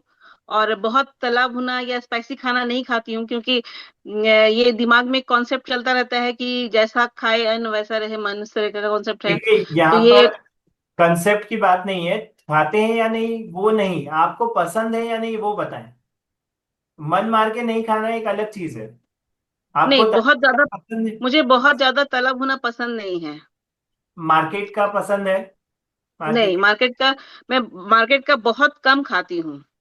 ठीक है। मुझे ज्यादा पसंद नहीं है, ज्यादा होटलों में जाना ये सब पसंद नहीं है। और आपकी स्पीड कैसी है कुछ भी काम करने की? कोई भी काम आपको दिया जाए, यदि आपको बहुत सारे काम एक साथ दिए जाएं तो आप उन्हें हैप्पीली मन से कर पाते हैं या परेशान हो जाते हैं? नहीं कर पाते हैं, लेकिन कभी कभी परेशान भी होते हैं, दोनों ही चीज है। कभी तो जैसे खूब मन लग रहा तो कर पाते हैं। और कभी कभी इरिटेशन बहुत होता है। वही तो कंफ्यूजन है कि देखिए, ऐसे कंफ्यूज नहीं होना है, उसमें ऐसा है कि आपके जैसे हमने इतनी सारी चीजें जब देखी ना, कि सीजन, आपका भोजन, इसके अलावा बहुत सारी चीजें उस पे मैटर करती हैं। ऐसा नहीं है कि आपकी वात प्रकृति यदि मेन इंग्रेडिएंट है आपकी बॉडी में तो हमेशा वो ही रहेगा। ठीक है। दिन में भी 3 बार वो चेंज हो सकता है, 3 से ज्यादा बार भी चेंज हो सकता है। ठीक है, सुबह दोपहर शाम में अलग अलग प्रकृति एक्टिवेट हो सकती है। ठीक है। ऐसा आपको, ही महसूस होता है सर। हाँ वो ऐसा ही होता है। पर उसमें एक स्वभाव अलग चीज होती है, और दिन में आपकी जो अलग अलग पर्याय होती है वो अलग चीज होती है। एक आपका स्वभाव है कि भाई आपको शांत रह करके बैठकर काम करना अच्छा लगता है, या आपको बहुत सारे काम एक साथ करना अच्छा लगता है। ये स्वभाव अलग चीज हुई, और कभी करना पड़ गया, दैट इज डिफरेंट थिंग। ठीक है। एक चीज नोटिस है कि जैसे मुझे तुरंत से गुस्सा तो आ जाता है किसी बात पे, लेकिन बाद में फिर उस बात को खुद से एक्सेप्ट करना या रियलाइज करना कि नहीं मैं यहाँ पे गलत थी, यहाँ पे मुझे ये चीज थॉट वापस से आ जाता है कि नहीं मैं यहाँ पे गलत थी, मुझे ऐसे रिएक्ट नहीं करना चाहिए था। ये होता है विशेषकर। तो ये जब होता है तो आप ऑलरेडी अपनी जो प्रकृतियां हैं उन्हें बैलेंस कर रहे हैं। ठीक है। और उन्हें और तरीके से, जो भी सपोज आपको जब गुस्सा आ रहा है तो आपकी प्रकृति कोई भी हो, उस समय पर, पर्टिकुलर समय पर आपकी प्रकृति पित्त हो जाती है। ठीक है। बॉडी में हीट बढ़ जाती है, गुस्सा आता है, तो उस समय पर आपकी प्रकृति पित्त हो जाती है। तो आपको उस समय पर उस प्रकृति को ही बैलेंस करना है। आपकी कौन सी प्रकृति है वो भूल जाइए। लेकिन जब गुस्सा आया तब तो आपको पित्त को ही बैलेंस करना है, और हाथों हाथ करना है। ठीक है। उसके लिए आपको रास्ते ढूंढने हैं कि या तो वो जगह आप छोड़ दें 1 घंटे के लिए, थोड़ी देर के लिए, या उस व्यक्ति से आप थोड़ी देर के लिए दूर हो जाएं। कोई कन्वर्सेशन चल रहा है, आपको कुछ जवाब देना है तो आप तुरंत जवाब नहीं देंगे। आप थोड़ा टाइम लें, समय लें। आज शाम तक जवाब दें, कल तक जवाब दें, रिएक्ट नहीं करें, रिस्पॉन्ड करें। ठीक है। तो अलग अलग सिचुएशन में आपको अलग अलग प्रकृति को बैलेंस करना होगा। इस चीज का ध्यान। विशेषकर ऐसा ही हो रहा है सर, क्योंकि अभी जो कुछ ऐसा प्रॉब्लम घर में चल रहा है जिसको मैं लेट गो कर रही हूँ कि अब ये मेरे हाथ में नहीं है, मैं ठीक नहीं कर सकती हूँ, तो इसे लेट गो करो और अपने आप को किसी और तरफ कन्वर्ट करो। तो वही काम मैं कर रही हूँ। और दूसरा एक चीज और समझना है कि वही जो मेरा प्रॉब्लम है कि मुझे महीने के 2-4 दिन में बहुत जलन का फील होता है, तो उसको कैसे बैलेंस किया जाए? उस समय आपका पित्त बहुत ज्यादा बढ़ा हुआ होता है। उस समय पर आपको, जिन दिनों में आपको बहुत ज्यादा जलन होती है, उन दिनों में, विशेषकर उन दिनों में आपको खाने का विशेष ध्यान रखना है। आपकी डाइट उन दिनों में फलाहार वाली होनी चाहिए। ठीक है। एक पॉइंट और सर, जिस समय मेरा मुझे जलन का एहसास होता है, उस वक्त मुझे पैरों में बहुत भारीपन होता है, बॉडी में बहुत भारीपन होता है, मतलब चलने का भी मन नहीं होता है, बहुत वीकनेस भी बहुत लगता है, ऐसा भी होता है। मैम, पर्टिकुलर को बहुत ज्यादा यदि आपको इशू है तो आप फिर मुझे सेशन के बाद में मुझसे संपर्क करें, तो हम लोग व्हाट्सएप पर पहले चर्चा करेंगे, फिर हम देखते हैं कि उसके लिए क्या किया जा सकता है। क्योंकि ये जो आप पैटर्न बता रहे हैं ये थोड़ा सा डेंस पैटर्न है, तो इसमें हम लोगों को चर्चा करनी पड़ेगी, फिर लंबा रहेगा वो, है ना। Okay sir. ठीक, ठीक है जी। ओके। ठीक है। और बाकी थैंक यू यदि सर। छोटी छोटी जो इश्यूज आते हैं तो उसी समय पर उन्हें सॉल्व करने की कोशिश करें, है ना। हाँ, वो तो मैं कोशिश में लगी हुई हूँ सर, इसलिए बहुत कुछ करती हूँ उस तरीके का। जी, ठीक जी। ठीक है। सर सतीश सर जी। मेरा हाँ एक जी, हाँ सर जी। हाँ मेरा एक सर सवाल जी। है। हाँ सर जी, जैसे जी। मैंने पहले बताया आपको कि हाँ जी। कंपवात की तकलीफ है मुझे, और हम्म। कंपवात को बैलेंस करने के लिए अपोजिट क्रिया कौन सी करनी चाहिए मुझे?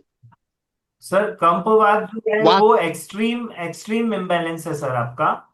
हाँ। मतलब वो नॉर्मल इम्बैलेंस नहीं है, कंपवात तो एक बीमारी है और वो एक्सट्रीम इम्बैलेंस है, तो उसके लिए हमें चर्चा करनी पड़ेगी सर। आप मुझे व्हाट्सअप करें, उसके बाद हम चर्चा करेंगे, क्योंकि ये एक्सट्रीमिटी कहलाती है ना। कंपवात अच्छा हो अच्छा। गया। हाँ, कंपवात हो गया, या तो फिर आप किसी को पैरालिसिस है, तो ये सब एक्सट्रीम कंडीशंस हैं, ये डिसीजेस हैं। तो इसके लिए हमें चर्चा करनी पड़ेगी, इसमें पूरा ट्रीटमेंट करना पड़ेगा सर, वो आप खुद से नहीं तो कर पाएंगे। तो आपका व्हाट्सएप नंबर मिलेगा क्या? जी सर, व्हाट्सएप नंबर आप चाहें तो मैं इसमें डाल देता हूँ, चैट में डाल ठीक है, देता हूँ, चैट चैट से ले लीजिए और ग्रुप में भी आपको मिल जाएगा। चलेगा। चैट में डाल दिया है सर, आप देख सकते हैं चैट में, है ना। सर मेरा जी। एक सवाल था। हाँ जी, बोलिए। मेरे हस्बैंड को एक्चुअली आपने जैसे सिखाया समझाया तो लग रहा है कि उनकी पित्त प्रकृति है, पित्त और कफ है। तो हम्म। मुझे उसके लिए क्या मतलब क्या हेल्प कर सकती हूँ मैं? पित्त और कफ प्रकृति है तो उनको उसकी वजह से कोई बड़ी बीमारी या ऐसा कोई प्रॉब्लम है उनको, बहुत ज्यादा कुछ डेंस प्रॉब्लम है क्या? नहीं, अभी जैसे गर्मी में भी उनको बहुत जल्दी कफ हो जाता है, और अगर थोड़ा सा भी हीट का, ऑलरेडी लगता है उनकी बॉडी हीट है, लेकिन कफ भी बहुत जल्दी हो जाता है। हाँ, लेजीनेस वगैरह वो सब जैसे आपने बताया वो हम्म। चीज है। तो तो उनमें मैम कफ और पित्त ऑलमोस्ट सिमिलर है, जैसे 60-40% यदि कफ और पित्त होता है तो दोनों ही हाई होते हैं, ठीक है। तो उनको यदि गर्मी में भी कफ बहुत ज्यादा होता है, गुस्सा भी ज्यादा आता है, पित्त भी बढ़ा हुआ रहता है, तो ये सारी चीजें थोड़ी एक्सट्रीम कंडीशन है, इसके लिए आप मुझसे संपर्क करें, हम लोग बात करेंगे इसमें। ठीक है, थैंक यू। ठीक है। बाकी जो चीजें मैंने आपको बताई हैं सेशन के अंदर, वो आप प्रयास करते रहें, और उसमें उसमें आप प्रयास करते रहें। बाकी कोई एक्सट्रीम यदि कंडीशन है, बहुत ज्यादा यदि समस्या है, तो आप मुझे व्हाट्सअप जरूर करें, हम लोग बात कर सकते हैं, ठीक है जी। ठीक है। ओके जी। जय और कौन से जय पढ़। जिनेन्द्र। जय जय जिनेन्द्र जिनेन्द्र। सर। जय जिनेन्द्र बोल जी। बोल सकते हो सर? हाँ जी, बोल सकते हैं, कृपया अपना वीडियो ऑन कर लें, आपका वीडियो ऑन है। मेरा वीडियो ऑन है सर, चंदू दुगड़ बोल रही हूँ। हाँ जी, आप यदि है ना अपना हैंड रेस कर देंगे ना तो मुझे दिख जाएगा थोड़ा। Yes sir. सर ये पूछी थी हाँ जी, कि बोलिए। जैसे मेरे को जैसे ना हड्डियों की प्रॉब्लम है, हाँ। अर्थात जैसे हाथों की है या गर्दन पे है, ऐसा पे है। तो उसके लिए मतलब ऐसे तो मेरी प्रकृति मेरे हिसाब से मेरे को लगती है कि वात की प्रकृति ज्यादा है। लेकिन उसके साथ में पित्त कफ क्यों कंफ्यूज करे, कोई कोई एलिमेंट किफ का पित्त का लगता है, कोई कफ का लगता है, तो क्या करना चाहिए? जैसे थोड़ा प्रकृतियां कंफ्यूजन लगता है। तो और प्रकृतियां ये तीनों ही होती हैं, हर किसी की बॉडी में तीनों प्रकृति होती है। हम्म, बात यह है कि ज्यादा कौन सी है। ठीक है। एक बात के ये ज्यादा। प्रकृति, वो तो आपने आर्थराइटिस बोला, उसी से समझ में आ गया कि आपको वात की प्रॉब्लम है। ठीक है। एक चीज आपने अपनी बीमारी बता दी तो पता चल गया कि आपको वात की प्रॉब्लम है। वात अधिक होता है तो आर्थराइटिस होता है। दूसरी चीज, आपकी जो अवस्था है, हमने सीखा स्टेजेस ऑफ लाइफ। अभी आपकी उम्र यदि 60 के आसपास है, यदि, हाँ, 73 74 जी ईयर्स। जी जी, तो 70 अबाव आप हैं, 75 के नियर अबाउट हैं, तो ये जो समय है आपकी लाइफ का, ये भी वात का ही समय है। तो इस समय पर वात की समस्याएं आपको आ सकती हैं। इनमें यदि आपको कोई मूल समस्या है, आर्थराइटिस आपको बहुत ज्यादा है, या फिर आर्थराइटिस कितने टाइम से है, आप अभी तक क्या क्या कर रहे हैं, उसमें यदि आपने कुछ एलोपैथी ली है, आपने कोई भी ट्रीटमेंट लिया है, तो वो थोड़ी आप मुझे डिटेल देंगे। और अपने यदि रिपोर्ट्स कोई हैं आपकी, वो बताएंगे, व्हाट्सएप पे आप सेंड कर सकते हैं। तो फिर हम लोग आगे उस पर चर्चा कर पाएंगे। ठीक है जी। ओके, थैंक यू ओके जी। Anybody great. एल्स? सर। बाद में कभी बात कर सकते हैं व्हाट्सएप पे? जी, व्हाट्सएप पे आप अपनी डिटेल्स पहले, रिपोर्ट्स वगैरह भेजिएगा। यदि अभी तक आपने कोई भी ट्रीटमेंट लिया है आर्थराइटिस के लिए, तो अभी तक का ट्रीटमेंट आप भेज सकते हैं। नहीं लिया है? नहीं, ऐसा कोई कोई- ट्रीटमेंट नहीं, खाली सिर्फ नहीं। वैसे भी ये उंग्लिस के जो होता है, हम्म। ये थोड़ा सा है, बाकी ऐसा कोई खास नहीं है। पर हाँ, ये है जरूर, जो ये यहाँ की जो बोन्स है, हाँ, वो वही है। बाकी ऐसा नहीं है। या फिर थोड़ा घुटने के हिसाब से, चलने के हिसाब से थोड़ा बहुत होता है, बाकी ऐसा मेजर नहीं है आर्थराइटिस का। तो आप मुझसे व्हाट्सएप पे संपर्क कर सकते हैं, हम डिटेल में चर्चा करेंगे फिर उसमें। ठीक है जी। Okay sir. सर जी, जी। व्हाट्सएप पर कितने बजे बात करना पड़ेगा? सर आप ना मुझे व्हाट्सएप पे मैसेज मॉर्निंग में छोड़ दीजिए, मैं थोड़ा मेरे समय के अनुसार आपको जवाब दे पाऊंगा। है ना जी? ठीक है।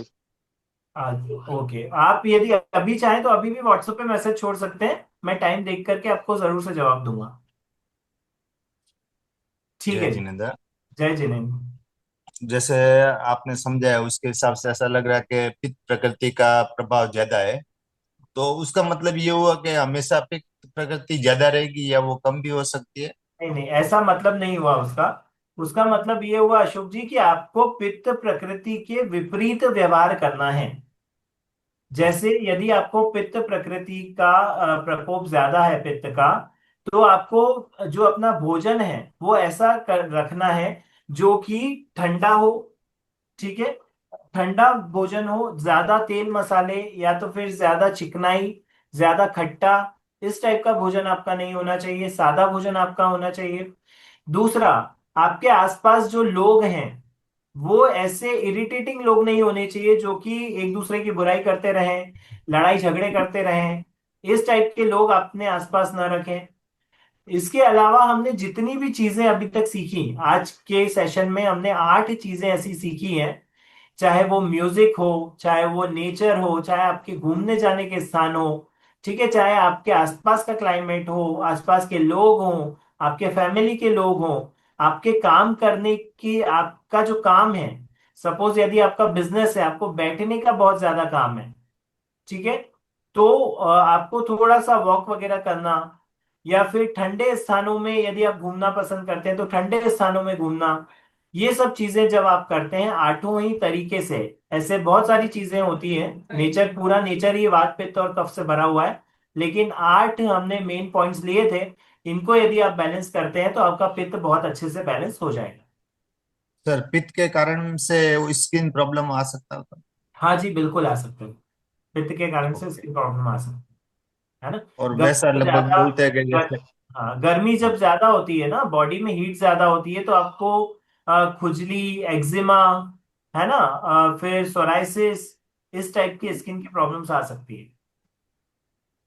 सर, और ऐसा लगभग बोलते हैं ना कि हर समय अपने सेल बदलते रहते हैं, पुराने डेड होते हैं, नए बनते हैं।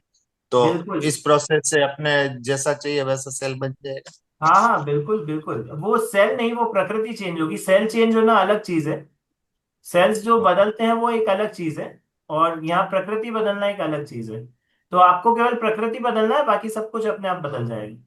प्रकृति बदलना नहीं है, प्रकृति को एडजस्ट करना है, मतलब जो प्रकृति आपकी है उसके विपरीत जब आप व्यवहार करेंगे तो वो बैलेंस हो जाएगी, बढ़ेगी नहीं, है ना। ओके, जी, धन्यवाद। धन्यवाद जी। जय जय जी। जी। जय जी जी नहीं। आपने बताया था मतलब दुनिया को स्वस्थ करने के लिए आपको 1 लाख मेंबर बनाने हैं। हाँ जी, मेंबर्स हीलर्स बनाने, हाँ जी। हाँ, तो उसके लिए क्या करना पड़ेगा अगर हम करना उसके चाहें? उसके लिए तो सर सबसे पहले तो आपके लाइफ में यदि कोई स्वास्थ्य समस्या है तो सबसे पहले आपको ठीक होना पड़ेगा हाँ नेचुरोपैथी को अपना करके। और फिर हाँ। उसके बाद हमारे अलग अलग कोर्सेस होते हैं, उन हम्म। कोर्सेस में अलग अलग टाइप की हीलरशिप्स होती हैं। ठीक है। अच्छा। एक हीलरशिप होती है जिसमें हम आपको स्वस्थ करते हैं, और हाँ। फिर एक थर्ड हमारा जो टॉप लेवल की हीलरशिप होती है उसमें हम आपको हीलर बनाते हैं कि किस तरह से आप दूसरों को हेल्प कर सकते हैं। और हाँ प्रोफेशनली आप हाँ। ऑनलाइन ऑनलाइन या ऑफलाइन जैसा भी आप चाहें, लेकिन ऑनलाइन में यदि आप जाएंगे तो ज्यादा स्कोप है। ठीक है, बहुत लोगों से जुड़ सकते हैं, और हम्म बहुत सारे लोगों से जुड़ करके और उन्हें हीलिंग दे सकते हैं, चाहे हम्म वो नेचुरोपैथी से हो, एनर्जी हीलिंग से हो, हम्म या फिर आपके किसी भी तरीके की रेकी हीलिंग, प्राणा हीलिंग, सारी हम्म ही आप ऑनलाइन के माध्यम से आप बहुत सारे लोगों से जोड़ करके अपनी कम्युनिटी बना सकते हैं। वो आपको हम्म कैसे करना है, किस तरीके से आप उन्हें हीलिंग देंगे, किस हम्म तरीके से अपने खुद के कोर्सेस आप क्रिएट कर सकते हैं, वो हम्म हमारा पूरा एक हीलरशिप होती है। वो पूरे प्रोग्राम होते हैं हमारे, उसमें हम्म। कोर्सेज होते हैं, ऑनलाइन सेशंस होते हैं, बहुत कुछ होता है। तो वो और हम लोग डिटेल में व्हाट्सएप पे चर्चा कर सकते हैं। तो अभी मैं एक्चुअली नीम थेरेपी से इन चीजों का इलाज कर रहा हूँ ऑलरेडी। ठीक है। तो योगा, ध्यान, खान पान और नीम थेरेपी से कर रहा हूँ। तो हम्म। मेरे को थोड़ा बहुत नॉलेज है, इसलिए आपसे मैं पूछ रहा हूँ। जी, बहुत सारी थेरेपीज होती हैं सर, और लाइफ में मतलब आपको सीखना सब कुछ चाहिए, क्योंकि हर सिचुएशन में कौन सी चीज काम आए ये कह नहीं सकते। क्योंकि करेक्ट। सपोज नेचुरोपैथी जो है वो आपके हम्म फिजिकल प्रॉब्लम्स में बहुत ज्यादा काम आती है। फिर हम्म एनर्जी हीलिंग जो है, रेकी हम्म, जैसी पद्धतियां हैं, वो आपकी हम्म, मेंटल और इमोशनल हीलिंग में काम आती हैं। ठीक है। हाँ हाँ। ऐसे ही बहुत अलग अलग पद्धतियां हैं, जब हम्म हम सीखते हैं और हम्म अपनी लाइफ पर इम्प्लीमेंट करते हैं। मैंने आपको फर्स्ट डे एक ट्रायंगल बनवाया था, आप लोगों को याद हो तो, जिसमें हम्म। एक में एक भुजा पर आपने लिखा था लर्न यानी हाँ। सीख, दूसरी जगह लिखा था डू यानी कि करो, और हाँ। थर्ड में लिखा था टीच, है ना। टीच। जब हम लर्न डू एंड टीच का ये ट्रायंगल बनाते हैं हम्म अपनी लाइफ में, पहले हम हम्म सीखते हैं, फिर उसे हम्म लाइफ में जीवन में उतारते हैं, हम्म स्वयं स्वस्थ होते हैं और दूसरों को सिखाते हैं, तो वो जो ज्ञान है वो हम्म। हमारे लाइफ में केवल हमारे दिमाग में नहीं रहता है, हमारे जीवन में उतर जाता है उसका। करेक्ट। हाँ, उसका लाभ हमें तो मिलता ही है, और उसे हम्म एज अ प्रोफेशन बना करके। और हम्म देखिए, बहुत कम प्रोफेशन ऐसे संसार में होते हैं जो कि हम्म नोबल प्रोफेशन होते हैं। उनमें हम्म से एक प्रोफेशन होता है चिकित्सक का, हीलर का, डॉक्टर का। ठीक है। हम्म तो हम्म। इस प्रोफेशन में यदि आप नोबली उस प्रोफेशन को करते हैं तो आप लोगों का आशीर्वाद भी पाते हैं और उससे कमाई भी करते हैं। तो हाँ बहुत कम प्रोफेशन ऐसे होते हैं जिसमें आपको दुआएं भी मिलती है और पैसा भी मिलता है। तो हाँ। उन नोबल प्रोफेशंस में से ये एक प्रोफेशन है। ओके। थैंक यू सर, बहुत बहुत। Thank you. फिर मैं बात करता हूँ आपसे आगे व्हाट्सएप पे। जी जी, आप बिल्कुल। हाँ जी। आपसे। Okay sir. ओके जी। जी Anand sir, over to you. बहुत बढ़िया भाई। आपकी चर्चा सत्र शानदार चल रहा है। डॉक्टर साहब देखे, जैसे है कि हम ऐसे सुनते हैं, बहुत से लोग कहते भी है कि देखिए आजकल हम लोग मल्टी स्टोरीड बिल्डिंग में रहते हैं, ऊपर जमीन से ऊपर ज्यादा रहते हैं, धरती से हमारा संपर्क कम होता है, पृथ्वी से तत्व कम होता है, इसके कारण से पृथ्वी तत्व कमजोर हो रहा है, ऐसा लोग कहते हैं। तो इसके लिए घूमना टहलना और नंगे पैर चलना चाहिए क्या उसमें फिर? सर उसमें इसमें जो बात आपने कही है, पृथ्वी तत्व कमजोर होता है, उसके लिए सबसे जो अच्छा उपाय है वो ग्राउंडिंग का उपाय बताया गया है। ग्राउंडिंग में क्या होता है कि आप नंगे पैर मिट्टी में खड़े हो जाएं या फिर इस तरीके से चेयर लगा के बैठ जाएं कि आपके जो पैर हैं वो मिट्टी पे दबे हुए रहें। ठीक है।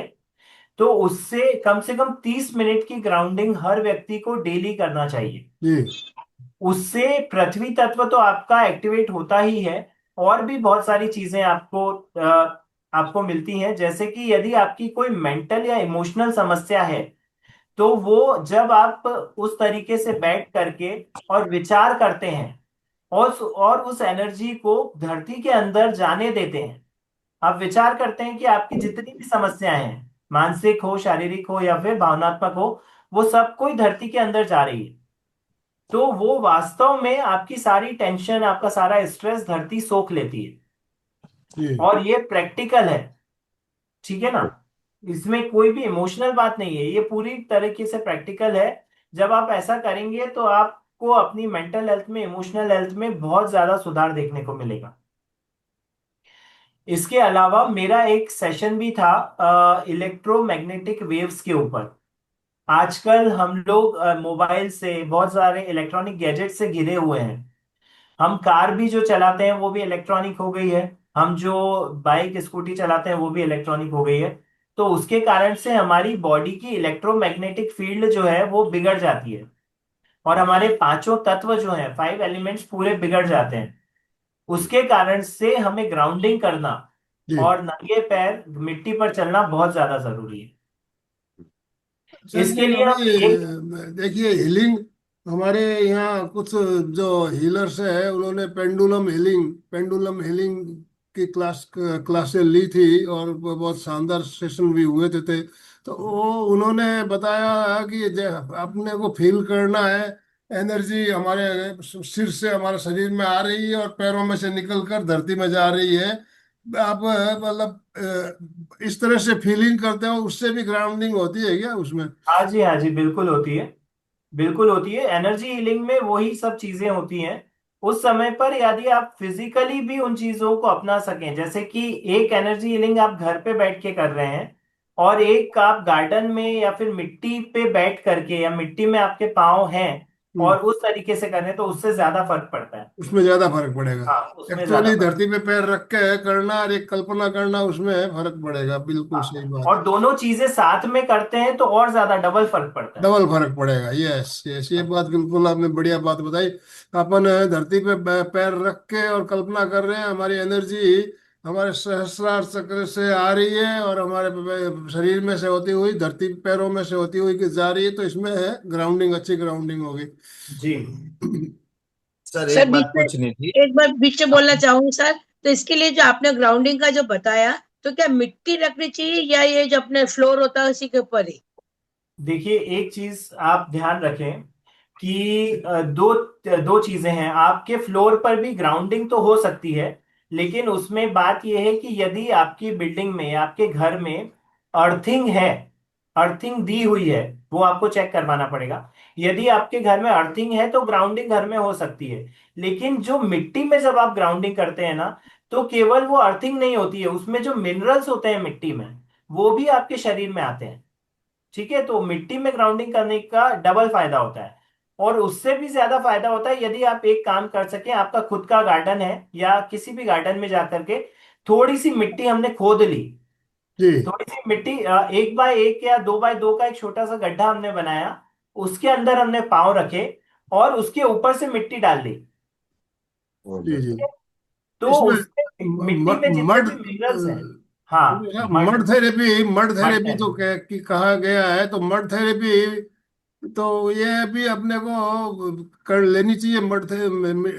मड थेरेपी लेनी चाहिए सर। मड थेरेपी में एक सिद्धांत होता है कि आप जिस जगह पर रह रहे हैं, सपोज आप नागपुर में रह रहे हैं या जहां पर भी हम रह रहे हैं, उसके आसपास ही मड थेरेपी करनी चाहिए।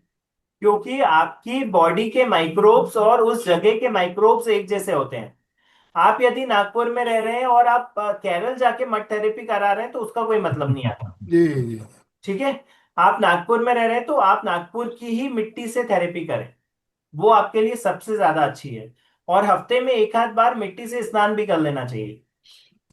सर, मड थेरेपी के लिए ऐसा बताया जाता है कि थोड़े दो 1.5-2 फुट नीचे से मिट्टी निकालना चाहिए, हाँ और उसको मिट्टी को किस तरह से यूज करना चाहिए, इसके बारे में भी हमने एक सेशन में जाना था। मड थेरेपी के ऊपर जो सेशन हुआ था हमारा, उस पे तो मिट्टी की बिल्कुल अपने जैसे आपने कहा भाई, थोड़ी सी गड्ढा खोद के अंदर से मिट्टी निकाल के उससे मड थेरेपी लेनी चाहिए।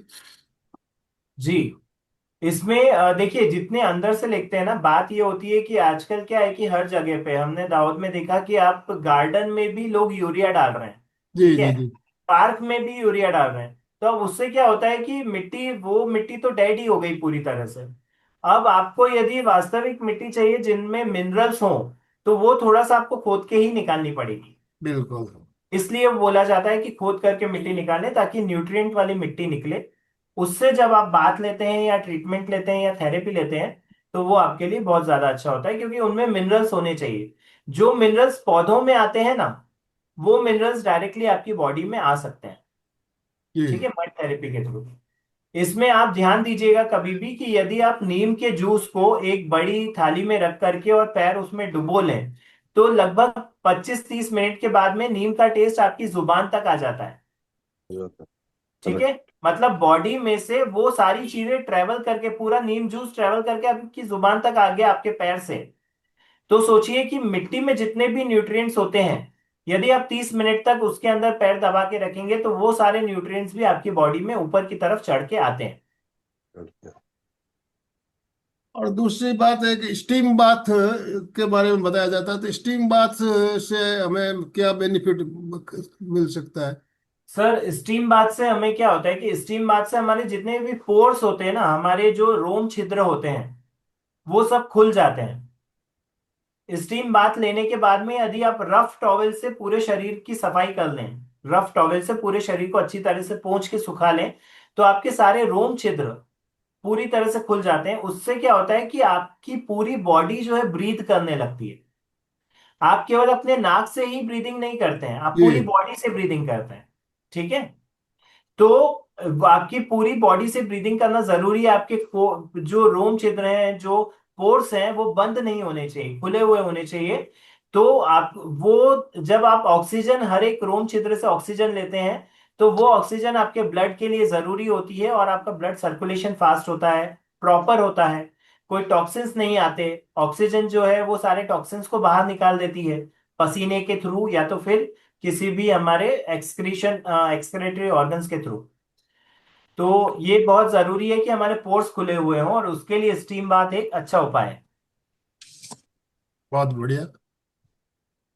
सर, एक छोटा सा काम हम और कर सकते हैं कि अभी जितने भी क्वेश्चंस आपने पूछे, उनके जो भी जवाब मैंने दिए वो लगभग 1 मिनट के अंदर ही दिए हैं। तो हम इसका एक एक वीडियो, एक एक मिनट की रील या शॉर्ट भी निकाल सकते हैं, आप चाहें तो।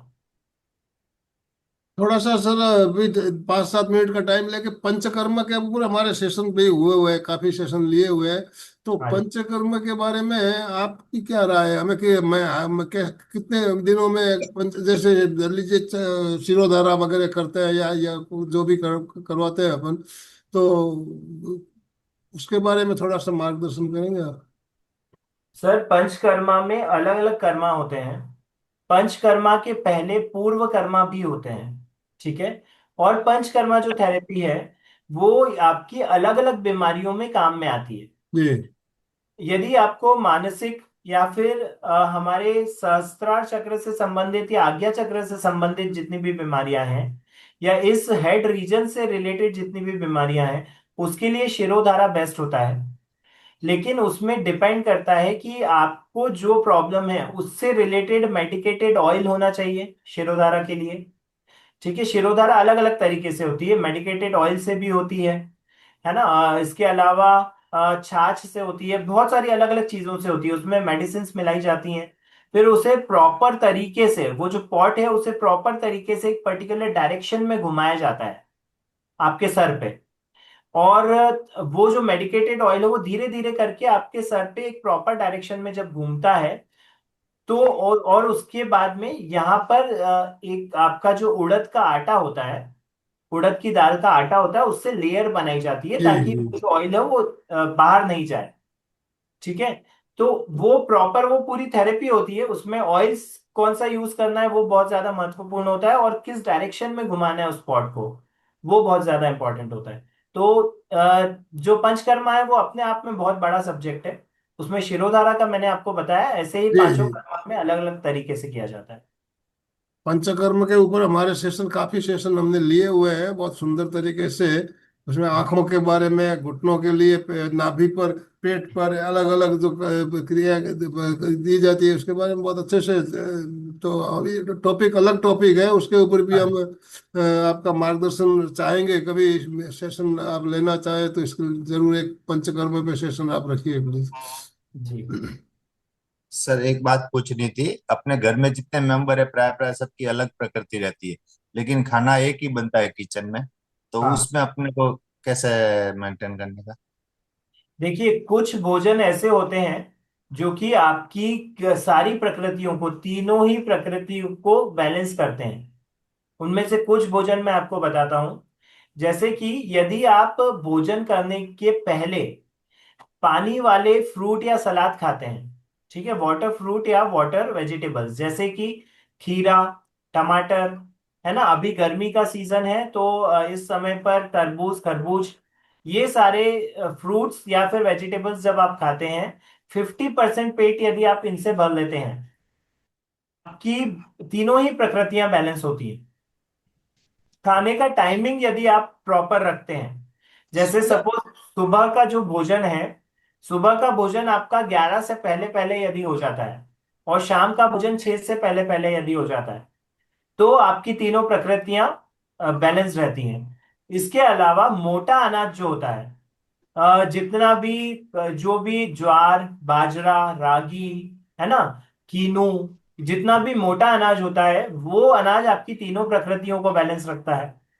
इस तरह से घर में यदि आप कुछ नियम फॉलो करेंगे तो सभी की सारी प्रकृतियां एक साथ बैलेंस हो सकती है। भोजन के विषय में बताएं। बिल्कुल। जी। तो बहुत बहुत धन्यवाद। जी सर। आप लोगों में से भी आप कोई बात, प्रश्न, इस तरह के प्रश्न आपको दिमाग में आ रहे हो तो आप पूछ सकते हो। दही, दही जो बोलते हैं, दही किस प्रवृत्ति, जिनका प्रवृत्ति जो ज्यादा, उसको नहीं खाना चाहिए? कफ प्रकृति वालों सर को कफ जिनमें ज्यादा होता है उन्हें दही नहीं खाना चाहिए। दही शाम को। आपको शाम के समय नहीं खाना चाहिए। इसके अलावा हम तो नेचुरोपैथी में ये सजेस्ट करते हैं कि यदि आप दूध और दूध से बने हुए पदार्थ 3 महीने के लिए बिना कुछ सोचे छोड़ दें, उसमें दूध आ गया, दही आ गया, है ना, एनिमल ओरिजिनेटेड फूड जितने भी होते हैं, वेगन्स। उसमें हाँ दूध से बनी सारी वस्तुएं आ गई, बाकी तो कुछ भी एनिमल ओरिजिनेटेड हम खाते ही नहीं है। लेकिन दूध और दूध से बनी सारी वस्तुएं यदि आप 3 महीने के लिए छोड़ दें, तो आपको मिराकुलस चेंजेस देखने को मिलते हैं अपनी बॉडी में। आपके तीनों ही एलिमेंट्स जो हैं, तीनों ही एनर्जीज जो हैं, बिल्कुल व्यवस्थित हो जाती हैं। तो यदि आप वीगन बनते हैं, आपको जो भी एनिमल का, किसी भी तरह के पशु का दूध हमें यूज नहीं करना है। आप चाहें तो बादाम का दूध बना सकते हैं, मूंगफली का बना सकते हैं, नारियल का सोया। बना सकते हैं, प्लांट ओरिजिनेटेड कोई भी मिल्क आप बना सकते हैं, और उससे दही भी जमता है, सारी चीजें हो जाती हैं। यस। वो एक यानी अलग कि सब्जेक्ट है। यानी चाय भी नहीं पीने की, दही भी नहीं खाने का, दूध नहीं, दूध की मिठाई नहीं, सब चीज। तीन महीना, आप एक 3 महीने के करके लिए? देखिए, एक बार करके देखिए। चंदू जी, आपको 3 महीने के लिए छोड़ने के लिए कहा जा तीन रहा है। महीने के तीन लिए महीने आप आप छोड़ छोड़िए, के देखिए आपको क्या देखिए रिजल्ट आपको मिलता है। बॉडी में कैसे रिजल्ट्स मिलते हैं, आप बताइएगा मुझे, क्योंकि मेरे बहुत सारे पेशेंट्स को अमेजिंग रिजल्ट्स मिले हैं। स्वस्थ हो जाएंगे तो अपने आप छोड़ देंगे, हाँ जी। पकड़ेंगे। तो फिर किसी को बोलने की जरूरत नहीं पड़ेगी आपको, आप खुद से ही यस। कर लेंगे। सर पित्त प्रकृति वाले तरबूज खरबूजा भी नहीं खा सकते क्या? खा सकते हैं जी, पित्त प्रकृति वालों को तरबूज, खरबूज विशेष रूप से खाना है, लेकिन खाने के पहले खाना है। भोजन करने जब आप बैठे हैं तो पहले ये फ्रूट्स खा लीजिए, उसके बाद जो भी आपको भोजन करना है वो करें, एक ही बैठक पे करें। तो शायद डॉक्टर ने मना किया हुआ है, कफ, कफ भी है और पित्त भी है, दोनों चीज है। हाँ, तो आपने पहले पित्त बोला मैडम, तो मैंने पित्त के हिसाब से हाँ बताया नहीं आपको। तो नहीं, उनको दोनों है, कफ और पित्त, हाँ, दोनों प्रॉब्लम दोनों एक साथ है। तो अब मेरी बात सुनिए, यदि कफ और पित्त साथ में भी है ना, तो भी जब भोजन के पहले, अभी मैंने जितनी चीजें अशोक जी को बताई वो आपने ध्यान से सुनी भोजन के विषय में? हाँ सर। हाँ, तो वो आपको यूज फॉलो करना है, उनका कफ और पित्त दोनों ही बैलेंस हो जाएंगे। अच्छा। ठीक है जी। ठीक और है। ये ध्यान रखना है कि भोजन के कफ उनको ज्यादा है, भोजन के 48 मिनट पहले तक और 96 मिनट 96 मिनट बाद तक पानी नहीं पीना है, जी या किसी टाइप का कोई भी ड्रिंक नहीं पीना है। ठीक ठीक है। है, पेय पदार्थ कुछ नहीं पीना है। उसके बाद आप जो चाहे पी सकते हैं। एक चीज और ध्यान रखना है कि अभी गर्मी बहुत ज्यादा पड़ रही है, तो 12 से लेके 3 तक या 11:30 से लेकर के 3 तक का जो टाइम है वो पीक फायर का टाइम होता है। उस समय पर धूप में रह करके, यदि गर्म स्थान में रह करके ठंडा पानी, बिल्कुल बहुत ज्यादा फ्रिज का पानी, इस टाइप की कोई भी ठंडी चीजें नहीं लेनी है। वो विशेष ध्यान रखें, उससे उनका कफ बढ़ सकता है। ठीक है जी। बहुत बढ़िया। और सर एक बात, स्किन, सर क्या, सर स्किन इसमें पे क्या कफ। घी भी आता है? दूध और दूध से बनी हुई चीजों में क्या घी भी आएगा? हाँ जी, बिल्कुल आएगा। घी तो आएगा ही ना। घी आएगा। घी आएगा। उसमें उसमें आप एक बार देखिए, मेरी बात सुनिए। एलोपैथी डॉक्टर यदि आपको बोले कि आज से आपको एक ही बार खाना खाना है, अदरवाइज आपकी है ना कोई भी किडनी, आपका कोई भी बहुत बड़ा इशू हो सकता है, तो आप खाओगे कि नहीं खाओगे एक बार? Yes sir. उत्थान ठीक है। सर, लेकिन बाकी चीजों का, बाकी चीजें यूज नहीं आयुर्वेद करती हूँ, में बस तो एक घी घी खाने थोड़ा के लिए बहुत कहा लेती हूँ जाता है। सर। हाँ, मैं बताता हूँ सर। आयुर्वेद में जो घी खाने के लिए कहा जाता है, पहली चीज तो आयुर्वेद में जो घी खाने के लिए कहा जाता है वो बिल्कुल देशी गाय का यदि घी आपके पास है। ठीक है।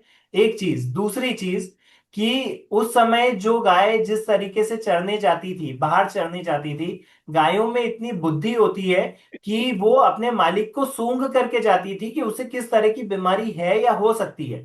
वो उसी तरह की जड़ी बूटियां जंगल से खा के आती थी।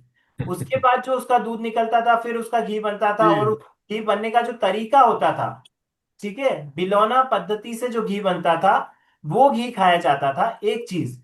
दूसरी चीज, उस घी को जब खाया जाता था तो घी खाने का भी तरीका है, आप कभी भी देखिएगा। घी को डायरेक्ट गर्म नहीं किया जाता है ना। घी को डायरेक्ट गैस पर या डायरेक्ट अग्नि पर गर्म नहीं किया जाता है। और घी को खाने के साथ नहीं खाया जाता था, घी को सुबह सुबह 1 चम्मच कोरा घी खाया जाता था, ताकि आपका जितना भी जो भी सिस्टम है वो पूरा चिकनाई से युक्त हो जाए। ठीक है।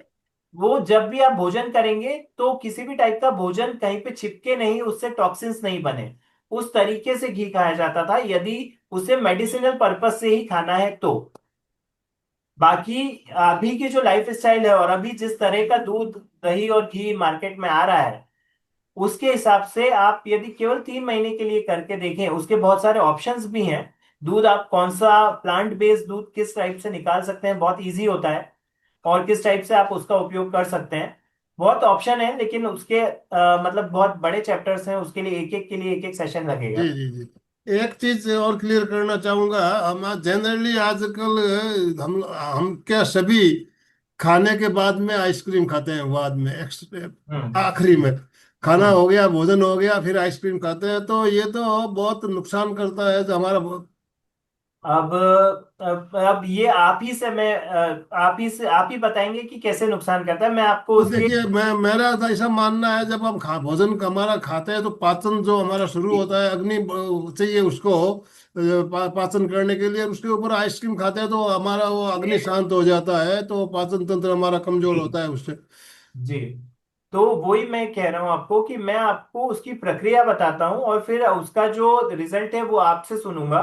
कि सपोज आपने कुछ भी चीज खाई, ठीक है, जब भी आपने भोजन किया, तो भोजन अंदर जाने के बाद उसमें एक अग्नि प्रज्वलित होती है जिसे जठराग्नि बोलते हैं। हमारे जठर में अग्नि जलती है, और वो अग्नि जला करके और उस भोजन में से न्यूट्रिएंट्स को अब्जॉर्ब करती है। ठीक है। आपने भोजन किया, वो अग्नि जली, और जैसे ही वो अग्नि जली और न्यूट्रिएंट्स उसने लेना शुरू किए, वैसे ही आपने ठंडी आइसक्रीम उसके अंदर डाल दी। अब क्या होगा कि वो जो अग्नि है वो तो बुझ गई, अग्नि बुझ गई। और उस समय पर जब आपके शरीर में जो भी भोजन है वो पूरा एक वेस्ट के रूप में, मल के रूप में इकट्ठा हो गया है। अब उसे बाहर निकलने में भी बहुत समय लगेगा, क्योंकि अग्नि जली हुई नहीं है, अग्नि बुझ चुकी है। अब जब वो आइसक्रीम पूरी तरीके से पिघलेगी, बाहर निकलेगी, उसके बाद में अग्नि धीरे से फिर से चलेगी, और फिर लेकिन उसके बाद में वो उस भोजन को पूरी तरह से अवशोषित नहीं कर पाएगी।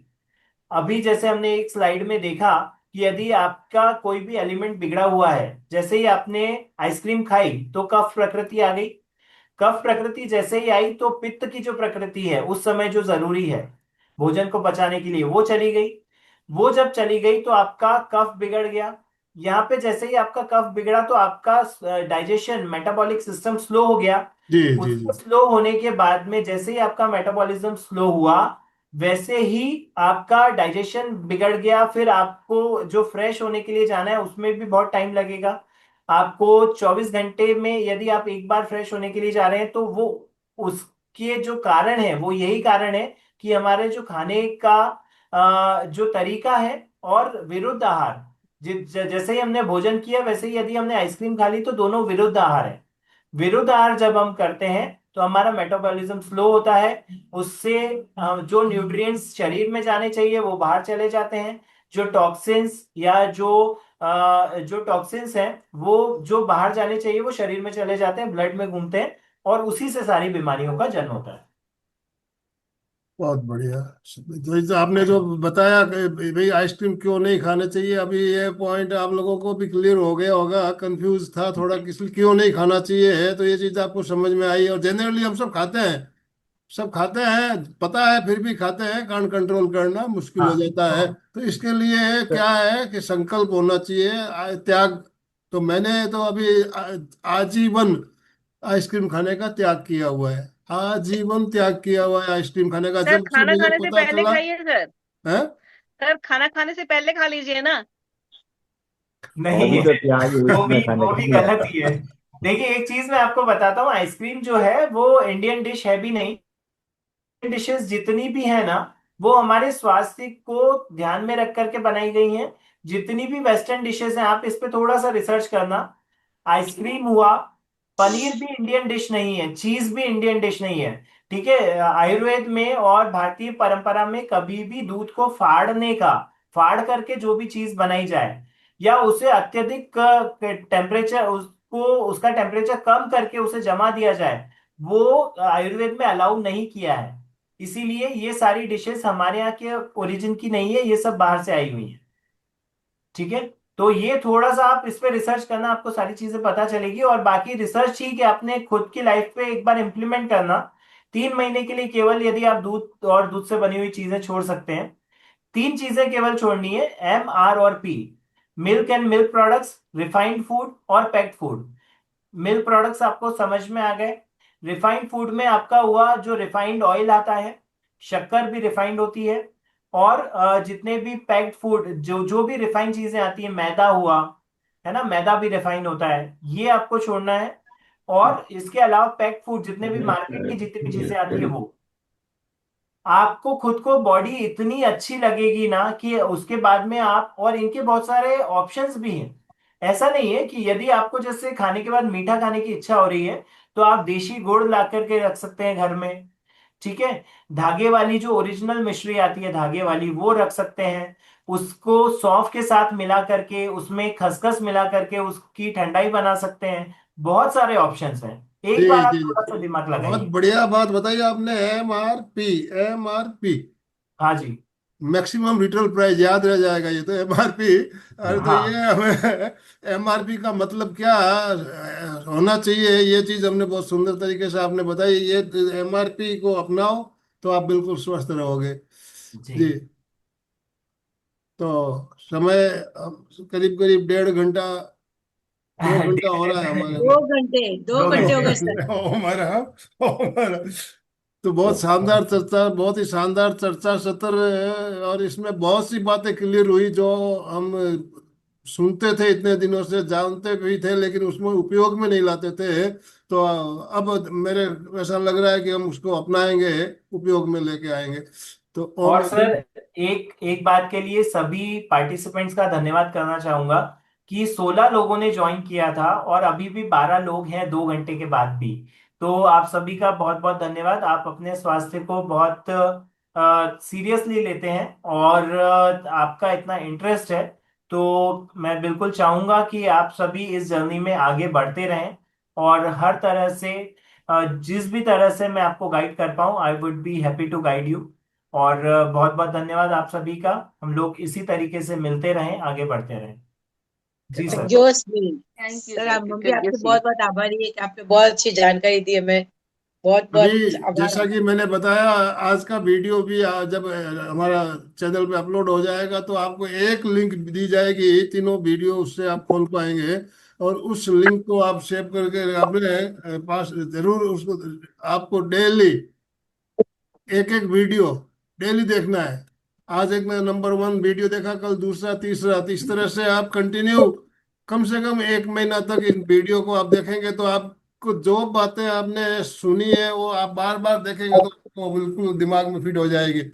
तो 3 वीडियो आएंगे आपके पास और 1 महीने में 10 बार रिपीट हो जाएंगे। क्यों? तो 1 महीने ये प्रयोग भी आप करके देखिएगा। एक वीडियो आज देखा, नंबर 1, नंबर 2 कल देखिए, नंबर 3 परसों देखिए, फिर बाद में 3 दिन बाद फिर वापस एक नंबर वीडियो देखिए। तो जो बातें आपके दिमाग से स्मृति में चली जाती है वापस आपको दिमाग में आएगी। और 1 महीना आप अगर दिन को देखते हैं तो आपकी सारी बातें आपके कंप्यूटर में फीड होती है ना, उसी तरह हमने हमारे सबकॉन्शियस माइंड में चली जाएगी। तो ये भी एक बहुत, इससे भी हमें बहुत बेनिफिट मिल सकता है जी। जी तो समापन बहुत करें। धन्यवाद सभी का। हाँ जी। और एक और अंतिम निवेदन था सभी से कि जिनने भी अभी वीडियोस नहीं भेजे हैं अपने, वो वीडियोस भेज सकते हैं। यदि आपको ऐसा लगता है कि कुछ बोलने में शर्म आती है, ऐसा कुछ भी, तो आप मुझे व्हाट्सएप पे लिख करके भेज सकते हैं और हम एक छोटा सा इंटरव्यू टाइप का सेशन रख लेंगे। मैं जो आपसे पूछूं वो उतना आप बता सकते हैं, ऐसा भी कर सकते हैं। ठीक है जी। Thank you sir. Okay, thank you. बहुत बढ़िया। तो आपने जो बातें बताई उसके बाद में हमारा करीब करीब ये आधे घंटे का जो चर्चा सत्र चला, ये भी बहुत ही लाभदायक, मुझे लग रहा है कि लाभदायक रहा है। बहुत सी बातें आप लोगों को क्लियर हुई होगी। तो आप अपने फीडबैक जरूर भेजिएगा। हमारे 3 दिन के सेशन के बारे में वीडियो तो भेजना ही है, बाकी आप लिख के भी भेजोगे। और आज जितने भी वीडियो आए, 5 या 6 जनों के वीडियो आए हैं, तो हमने शेयर भी किए, हमारे दूसरे ग्रुप्स में भी शेयर किए हैं, ताकि उनको भी आपके वीडियो से कुछ प्रेरणा मिलेगी। इस टाइप के प्रोग्राम जब होते हैं उसमें ऐड जुड़ने के लिए प्रेरणा मिलती है। तो ये बहुत काम की चीज़ है, आपके फीडबैक बहुत काम आते हैं। और दूसरा, आप जो हमारे यूट्यूब पे वीडियो देखते हो तो वहाँ पे जो कमेंट बॉक्स होता है वहाँ पे आप अपना कमेंट्स दो देते हैं, वो बहुत काम के होते हैं। मैं बार बार कहता हूँ अपने कमेंट्स आप जरूर दीजिए, लेकिन आप लोगों के कमेंट्स जितने आने चाहिए आते नहीं है। तो वो कमेंट्स जब हमारे चैनल पे आते हैं तो उससे लोगों को जानकारी मिलती है। और आप, आपके कमेंट्स किस तरह से काम करते हैं ये आप सोच नहीं सकते। बहुत बढ़िया है, उससे हमें बेनिफिट मिलता है लोगों तक हमारे। और उससे रेटिंग बढ़ती है, हमारे चैनल्स जो भी है चैनल्स की रेटिंग भी बढ़ती है। आप वीडियो शेयर करते हो, कमेंट्स देते हो, तो चैनल्स की रेटिंग बढ़ती है, लोग ज्यादा लोगों तक हमारी बात पहुंच सकती है। तो अपने कमेंट्स जरूर दीजिएगा वीडियो देखने के बाद, चैट पर अपने जो यूट्यूब कमेंट बॉक्स में। ओम अरहम। अशोक जी, ओम मैडम। समापन करवाइए प्लीज। जय जिनेन्द्र। बहुत बहुत धन्यवाद उत्थान सर जी का, ऐसे ही हमारा मार्गदर्शन करते रहे। बहुत बिजी रहते हैं, इनकी जो लिंक है उसके अंदर हम एंटर करने चाहते थे तो मार्च फुल था, अप्रैल फुल था, मई फुल था। इस बिजी शेड्यूल में से भी अपने को टाइम देने के लिए बहुत ही बहुत धन्यवाद। आंखें कोमलता से बंद, हाथों को आनंद केंद्र पे जुड़े हुए, रीढ़ की हड्डी और गर्दन सीधी, सभी मानसिक उच्चारण करेंगे। मैं चैतन्यमय हूँ, मैं आनंदमय हूँ, मैं शक्तिमय हूँ। मेरे भीतर अनंत चैतन्य का, अनंत आनंद का, अनंत शक्ति का सागर लहरा रहा है। उसका साक्षात्कार करना ही हमारे जीवन का परम लक्ष्य है। हमारा आज का दिन मंगलमय हो, आनंदमय हो, शांतिमय हो। इन्हीं शुभ भावनाओं के साथ ओम शांति